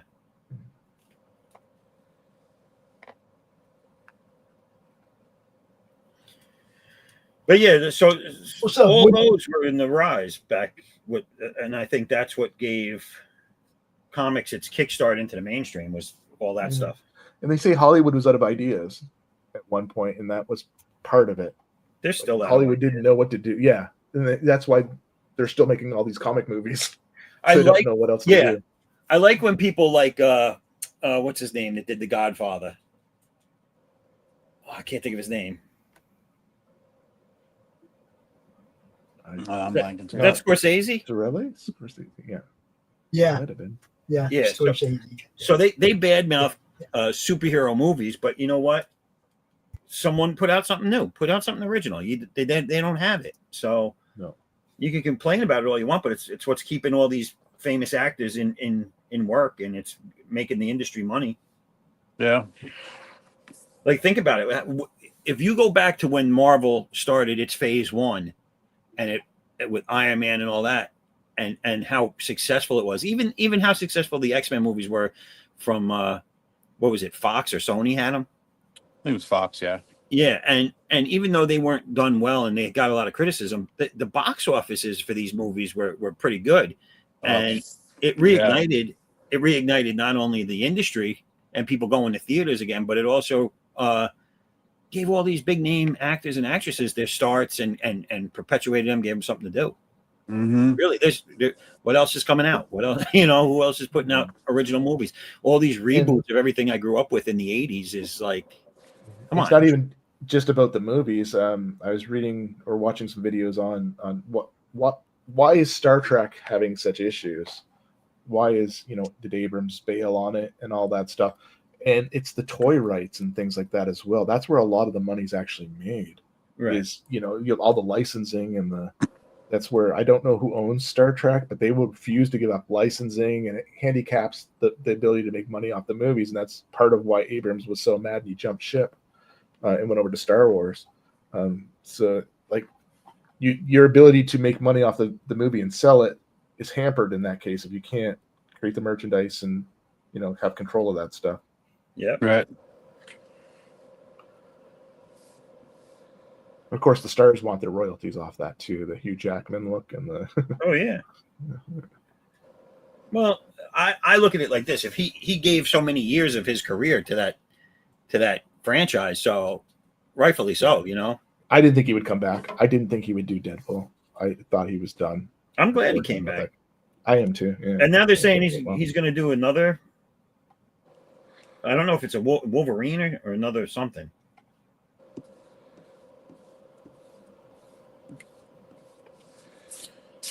Well, the apex for me had to be Captain America, because I did something after seeing that movie I had never done, and that I went and seen the first Captain America movie in the theater with some friends, and I'm such a huge fan. I literally the very next night took my family to see it again. Oh, cool. See, and that's my measure of a good movie right there. Am I gonna pay money to see it again? Yep, I did. Okay. If it's like, okay, one and done, whatever, then it's okay, whatever. if I'm willing to go spend money to see it again, then it's a good Yeah. Wow. It's crazy to say the most times I've ever seen a movie in the theater is 6, and you guys won't know what movie it is. It's Star mostly Wars. one you would have ever done. Snow White. No. I saw Star Wars about It was actually Judge Dredd with Sylvester Stallone. Oh, 'cause that's and, not a the bad one. I loved that comedian back in the day. I like that And movie again, too. we're talking $2 theater days. I was poor at the time. the Right. first So just time having I gas ever money. stood in line for a movie, like stood in a real line for a movie, was Star Wars, the original, Right. New Hope. First time I ever stood in line for a movie. I stood in line for that movie probably 30 times over the summer. Return of the Jedi was the first one I was able to see as a kid. So that's the one where we was riding in the back of my in the middle of the country. The family threw us in the back of the pickup truck, no seatbelts or nothing, right? Yeah, Drove us Good to the old theater. days. We're kids falling all over the place in the back because they're trying to get to the movie quick. You know what I mean? Getting in there. And, yeah. I was born in 75, so I got to see Star Wars when Empire Strikes Back came out and they did a re-release. Okay. See, So I got to see both of them. So I'm 72, but the way I grew up. 13 years old when Star Wars hit the theater. I was in that line every time I had the money to go get in that line.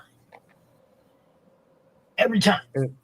It's hard Like, to think all that summer. he had trouble selling that. You know what I mean? Like I watched that special on Netflix about him selling it. I'm sorry, not selling it, but trying to get the movie, get support, and all the things he had to do. Like his crew didn't even support him who were filming it. He had to stay late and redo a bunch of scenes himself, and like just that whole little documentary on him and what he went through to make Star Wars happen. So Yeah, good then on he him. had A to lot of do all the people mo- insult him. He had to do all the modeling himself too, right? The models. Yeah, well, the people bailed on him. There's Yeah. literally the people he had working on it didn't believe in it. They were just taking the paycheck, right? Right. So he had to really take control of everything. And the toy rights, nobody wanted the toy rights. Isn't that amazing to think now? Like you look back, like how much money Kenner made off that, and you know. Yeah, So, the film industry should really take their cues from the past. You know what I'm saying? yeah. Try doing what works.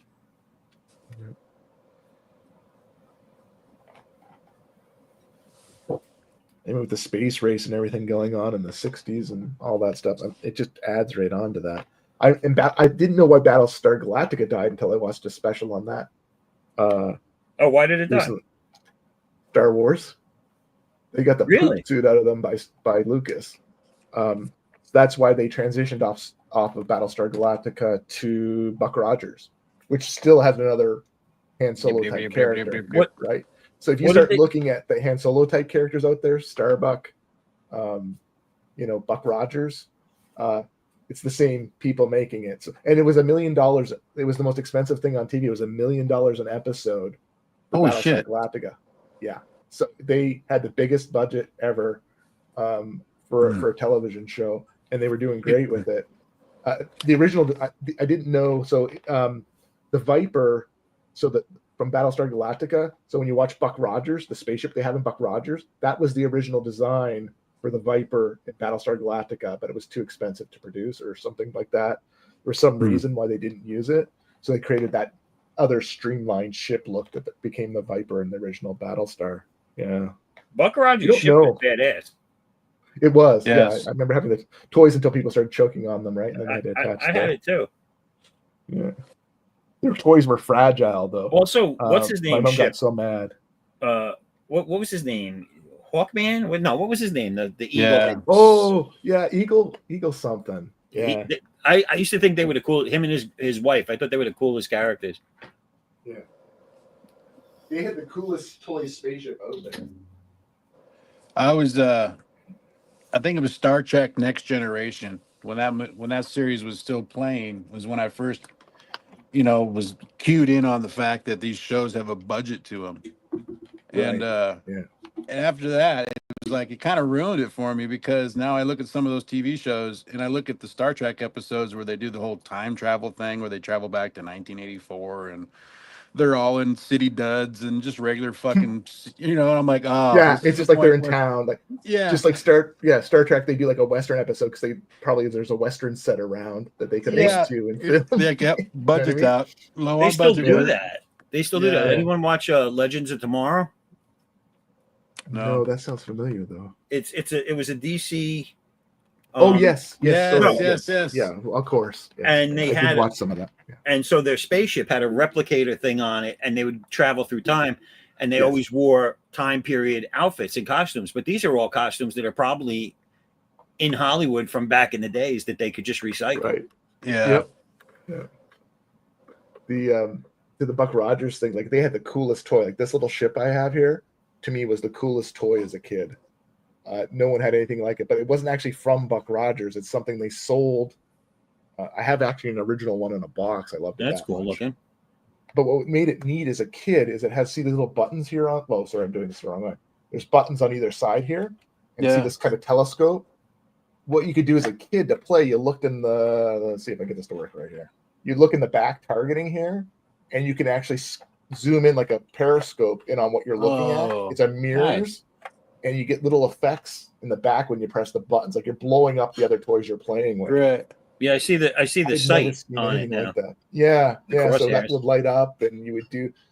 This was created by me. So I'm starting another stream off the ground called Around the Studio, and I'll be doing one on this one. So yeah, so this is really, really a cool little ship from back in the day. I love showing this off to friends who had Star Wars toys because was nothing like it. But it turned out that this exact ship was used. Also, the design was sold to the Black Hole.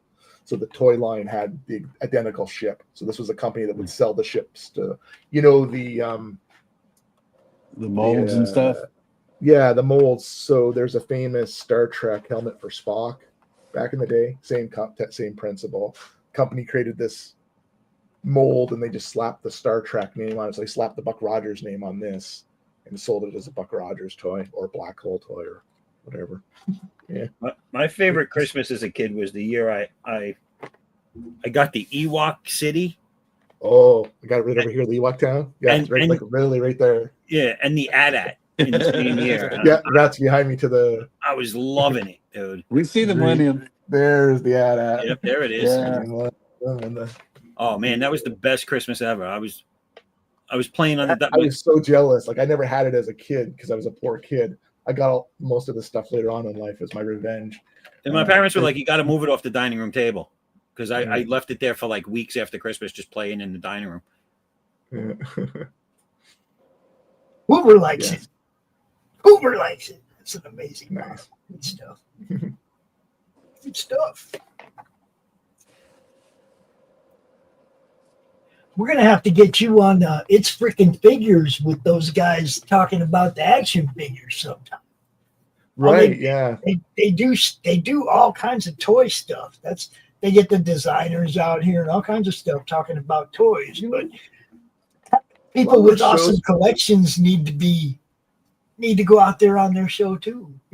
I mean, Yeah, and I find a lot of those shows, even the Star Wars stuff. So that's why I started doing Around the Studio. They really don't talk to some of the lower end collectible. Like I was talking about variants in one of the first videos I did, and the second one I was talking about a variant of a ship that's up to the right, and why it existed. But they don't really show the toys. I find they show like a picture of a toy. I don't even know if they have it. I'm wondering in some of these things, they don't. I actually get in there and I start moving the toy and playing with it. You know what I mean? Like and talking to the stories as a kid, I might have yeah, but experienced with it. that's Dustin and Zombie. They take them out. Oh yeah. Package, I mean, they accessorize them. They talk about all the different accessories that come with each one. They cover 'Cause there's- Kickstarter campaigns of toys, everything, dude. Cool. You'd be a great knowledge fest for them, Yeah. because you do know the history of a lot of this Well, stuff. I actually, yeah, a lot of us will particularly experience it, just like we were just talking about some of the ones we had, like, you know what I mean? Like, I'll never forget the Battlestar Galactica. The Battlestar Galactica's toys broke all the time. My mom got so mad. She contacted the company because their arms fell off and their guns were so small they got lost. Yes. She was so mad. 2 times she got mad over that was the Battlestar Galactica, and she mailed them all back to them. She And said these- you take your garbage toys, and she literally went to the post office and mailed them back to them. And they sent me. That's when they did this big thing. And They were sent one of me the off- first- My mom didn't let me have the option. One of the first toy companies that they took, because they used to shoot the little red missiles out of the front. Yeah. Yeah. And then the very next season, nope, those things they only come out halfway. Yeah. Yeah, and that's You know? That's the same reason why Boba Fett's rocket doesn't shoot on the toy. I have This- the original one that it did. The Boba Fett. Mm-hmm. Those are like prototypes. If you Yeah, did, there was a worth lot of version- money. There was a version of them that came out for like, I think there was like a limited run of them, and Okay. projectile actually shot out of the back. Oh, okay, yeah. Is that Battlestar? I didn't know that. I didn't think they got released. This is what. So for Battlestar Galactica, they gave you an option. You could get this toy back for all my Oh. broken ones, or a Cylon that looked a badass looking Cylon where the little light went left and right. I was like, I wanted the Cylon. My mom wouldn't let me get it because it was too angry looking. So she got me Commander, this Commander guy. I have What does it idea do? that What is he? Oh, he has a battery pack, and so he had a little thing that came. I don't have it, but like a little thing that came out the front, and you would push the button, and a little light. It would light up his thing like it's a light, like all right. looking like he was shooting. But I don't think they sold these in stores. You could only get them That's cool. via That's the their first their- If time you I've their complain, site. you ever can only seen one. get them if Yeah, if you can complain. complain. Yeah, this is their solution to the complaining. But back then, 12-inch dolls like this, like Barbies and stuff like of this size, and GI Joes were all this size. So they kind of went back to this over the fragile little toys. So if your mom Anyway. was a Karen, you got something special. Oh, my mom's a Karen. My mom is the biggest Karen you'll ever run into.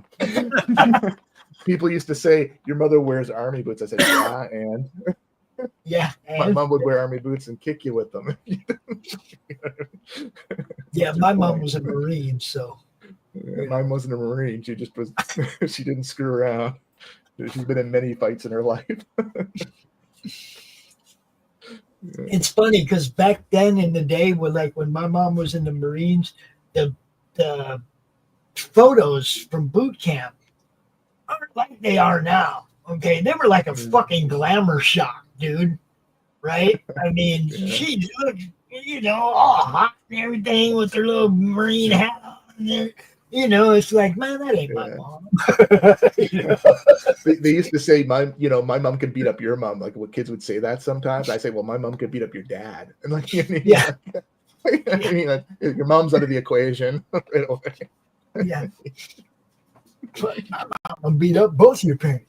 Yeah, like don't mess with my mom. She uses weapons. She'll hit you with a rake. She'll hit you with a friggin' if she's mad. Like what kids used to say, your mama wears combat boots. You'd be like, yup. Yeah, Yeah, she exactly. Yeah. What's your point? Steel toes. She wants steel. Like she goes and works in fields and does, labor work. Not any combat boots. Doc Martens, bitch. And she's a little thing too. Like she's a little tornado, like a Tasmanian devil. Yeah. I think we've covered it all for today, Levi. Okay, should we start wrapping it up? Yeah, I think we can. I got 6 o'clock. We got a replay. Y'all know last week we got kicked off YouTube for the week. So I've been replaying some of the shows because I need them in the YouTube playlist when we transfer all this shit to Roku. So I've been playing some stuff just randomly that was last week's show. God saw it everywhere else. Rumble, you guys saw it. Pilled, you guys saw it. Everybody else saw it, but YouTube didn't get to see it. So Ryan Permisson's Freewheeling Friday from the 3rd of January. We will replay this evening at 6. And we got Bullcat. You got Steam B out here at 8. You go, Steam B. And man, I got to get him out of that time slot because he can't be competing with Don and Homer and everybody. He's not, we got to get him out of that time slot and do a time slot of his own, Levi. We got to figure something out. And I haven't picked a random stuff from John's Long Box yet, but there'll be something at 10 o'clock. Something from John's Long Box. I don't know what. That involves me working. I just don't feel like working right now. I'm trying to get out of this chair for about a half hour, actually. Yeah, I need to get. I didn't have lunch today. I'm gonna have an early supper, I guess. Yeah. So that's me. That's what we got going on. Join us tomorrow for another Madness Open draw stream at 1 p.m. And I'll try to find something for the show ops tomorrow, Dave. I ain't even thought about that yet either, man. It's been a rough trying to get back into the groove after getting kicked out of the groove for a week. Has been a little difficult, but I'm working on it. WhitefireComics.com. Doran, tell them where they can find you, bro. I think you just did almost, but also Raquel is on pre-launch on Kickstarter. If you're a horror fan or a comic fan, please go check it out and consider supporting it. The link to that. Some people look, we know this is a one-click freaking society, man. If you make it too difficult, they ain't gonna do it. How rude. No, I realize that, such. man. It's like if you had to if you tell them go here to get something and it's not there, they don't take a look. They don't look no farther. No, you're right. Right? They're instant gratification generations underneath. Yeah, they come right back with it ain't on that link, dude. What's the real link or something? Yeah, you know what I mean? It's like, yeah, but go sign up for Raquel 3. If you weren't on board for Raquel 1 or 2, get the catch-up tier, guys. It's good stuff. It's good stuff. Thank you. Oh, listen to that washing machine. Boom, boom, boom, boom, boom. All right. So, yeah, we got the Zaf. What up, everybody? So I dropped the link in the chat. Go check that out right there. And you got about a week. You got about a week before this comes down. So go check it out and back it. And it hasn't picked up any real momentum over on Fund My Comics. So help those guys out and go back me over there. It is funded already. And if anyone's wondering, it was on Kickstarter first. It got funded over there. So this book is coming out. And check it out, man. There's a lot of cool add-ons and extra things there. Here's a little bit of the first one that I put out. It was a flip book. It had 2 stories, my 2 main characters of the universe, Addix and Aaron. And that's also available as a catch-up tier on the campaign. So you can get everything you need to know right in the one place. Also, right there under my name is my website. Go to foresight11.com and subscribe. It's free, and it'll get you updates. And you'll know when each and every campaign I do comes out. And when any exclusives drop, I often give exclusives for people that subscribe and back. So, it'll be worth it. Those are free. So it'll be worth it for you to do that. And I have a question for you, Chris, sure. real quick. In hindsight, was Foresight the right call? It is, as long as you don't have someone going, is that foreskin?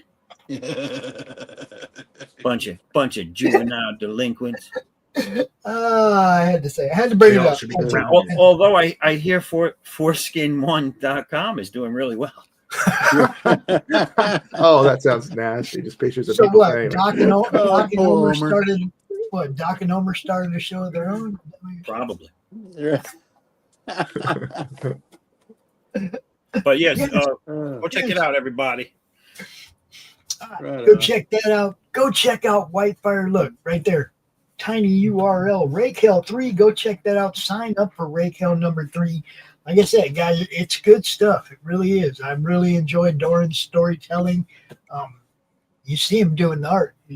What can I tell you? Just get on board. You'll like it. I promise. Promise. If you don't like it, you can cuss me out on a show, right? Yeah, you know why? Because I'm a hero now. Look, it's good stuff, everybody. Oh, sorry about that, Levi. There you go. Okay. Crowfire? Who's Crowfire? Yeah, you'll have to come out, educate us on that one, Grey Wolf. I don't know who that is. And yes, we love seeing this kind of stuff. That's why we do it. Cool. Doran, thanks for coming out, bro.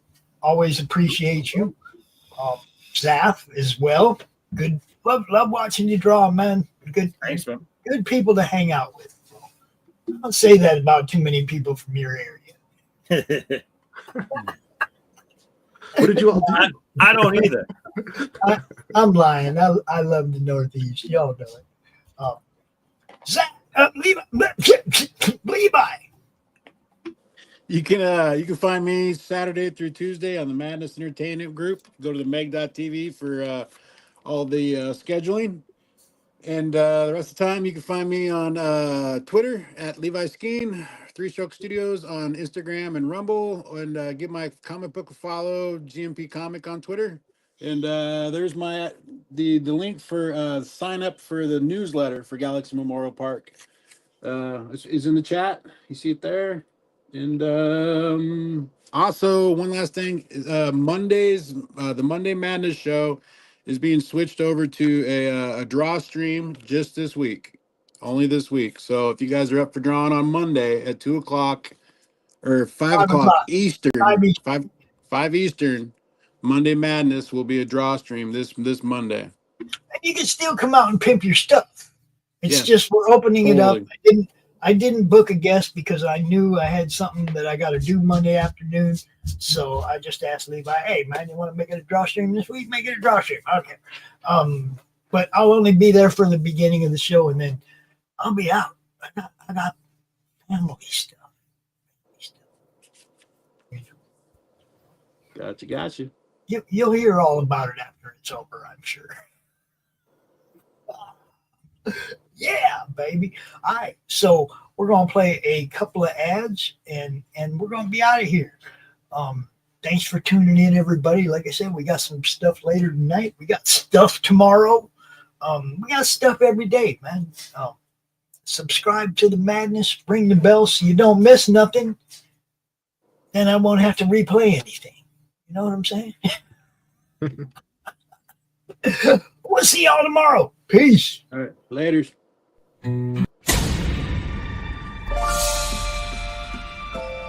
When a series of shipping disasters points to a mysterious sea monster, Sherlock Holmes and Dr. Watson leave the comfort of Baker Street and board a freighter where they encounter unexpected betrayal and come face to face with the enigmatic Captain Nemo and his submarine, the Nautilus. As they delve deeper into the case, they uncover a conspiracy involving a Russian Tsar with an airship that rains destruction on unsuspecting cities. With time running out and the world on the brink of war, the heroes must use all their skills and resources to stop a massive conspiracy and prevent global conflict. From Eisner-winning writer Mike Barron and illustrator Richard Bonk, dive into the depths of adventure and unravel the mysteries of the sea with the world's greatest detective in Leviathan. Order now at baroncomics.com.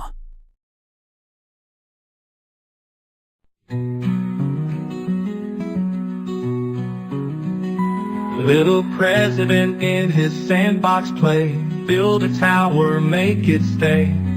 Digging deep through the golden sand, building the future with your hands. Tiny suits and shiny shoes, making plans and making news. Friends all gather to join along, in the sandbox they all belong. Little president from that play, every day a brand new day. Learning, growing your own way, in the great big sandbox that is the USA. USA. Share your dreams with everyone, sandbox fun under the sun. Big ideas taking flight, with Little Trump everything's bright. Dig a moat, build a wall, in the sandbox he stands so tall. Dreamer dream, builder build, Little Trump your heart's fulfilled. Little President Trump that play, every day a brand new day. Learning, growing your own way, in the great big sandbox that is the USA. Hooray, hooray, for the USA.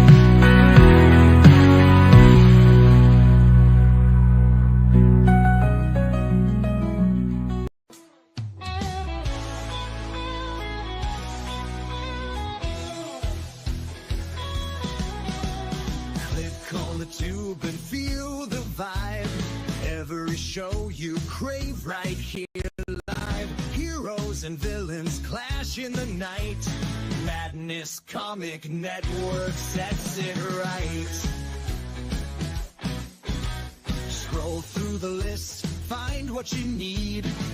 Epic battles and fast-paced speed. From capes to cosmic space delights. Tune in and watch your favorites ignite. On Facebook, share the thrill so grand. On X, the buzz across the land. Madness Comic Network all around. In every episode, joy is found.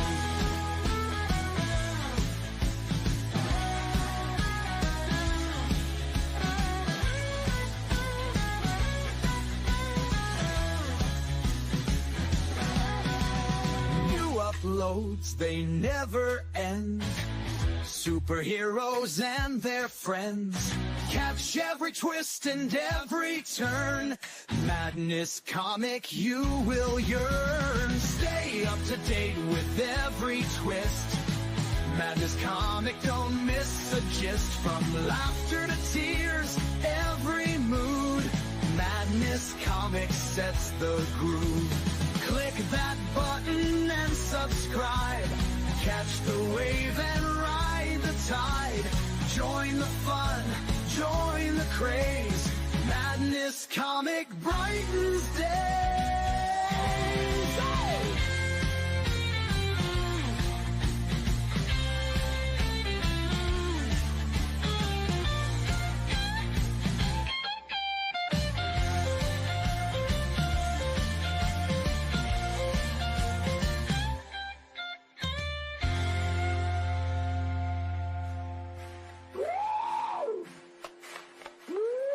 New uploads, they never end.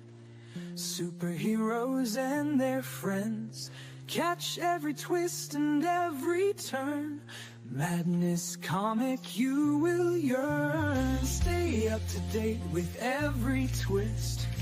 Madness Comic, don't miss a gist. From laughter to tears, every mood. Madness Comic sets the groove. Click that button and subscribe. Catch the wave and ride the tide. Join the fun, join the craze.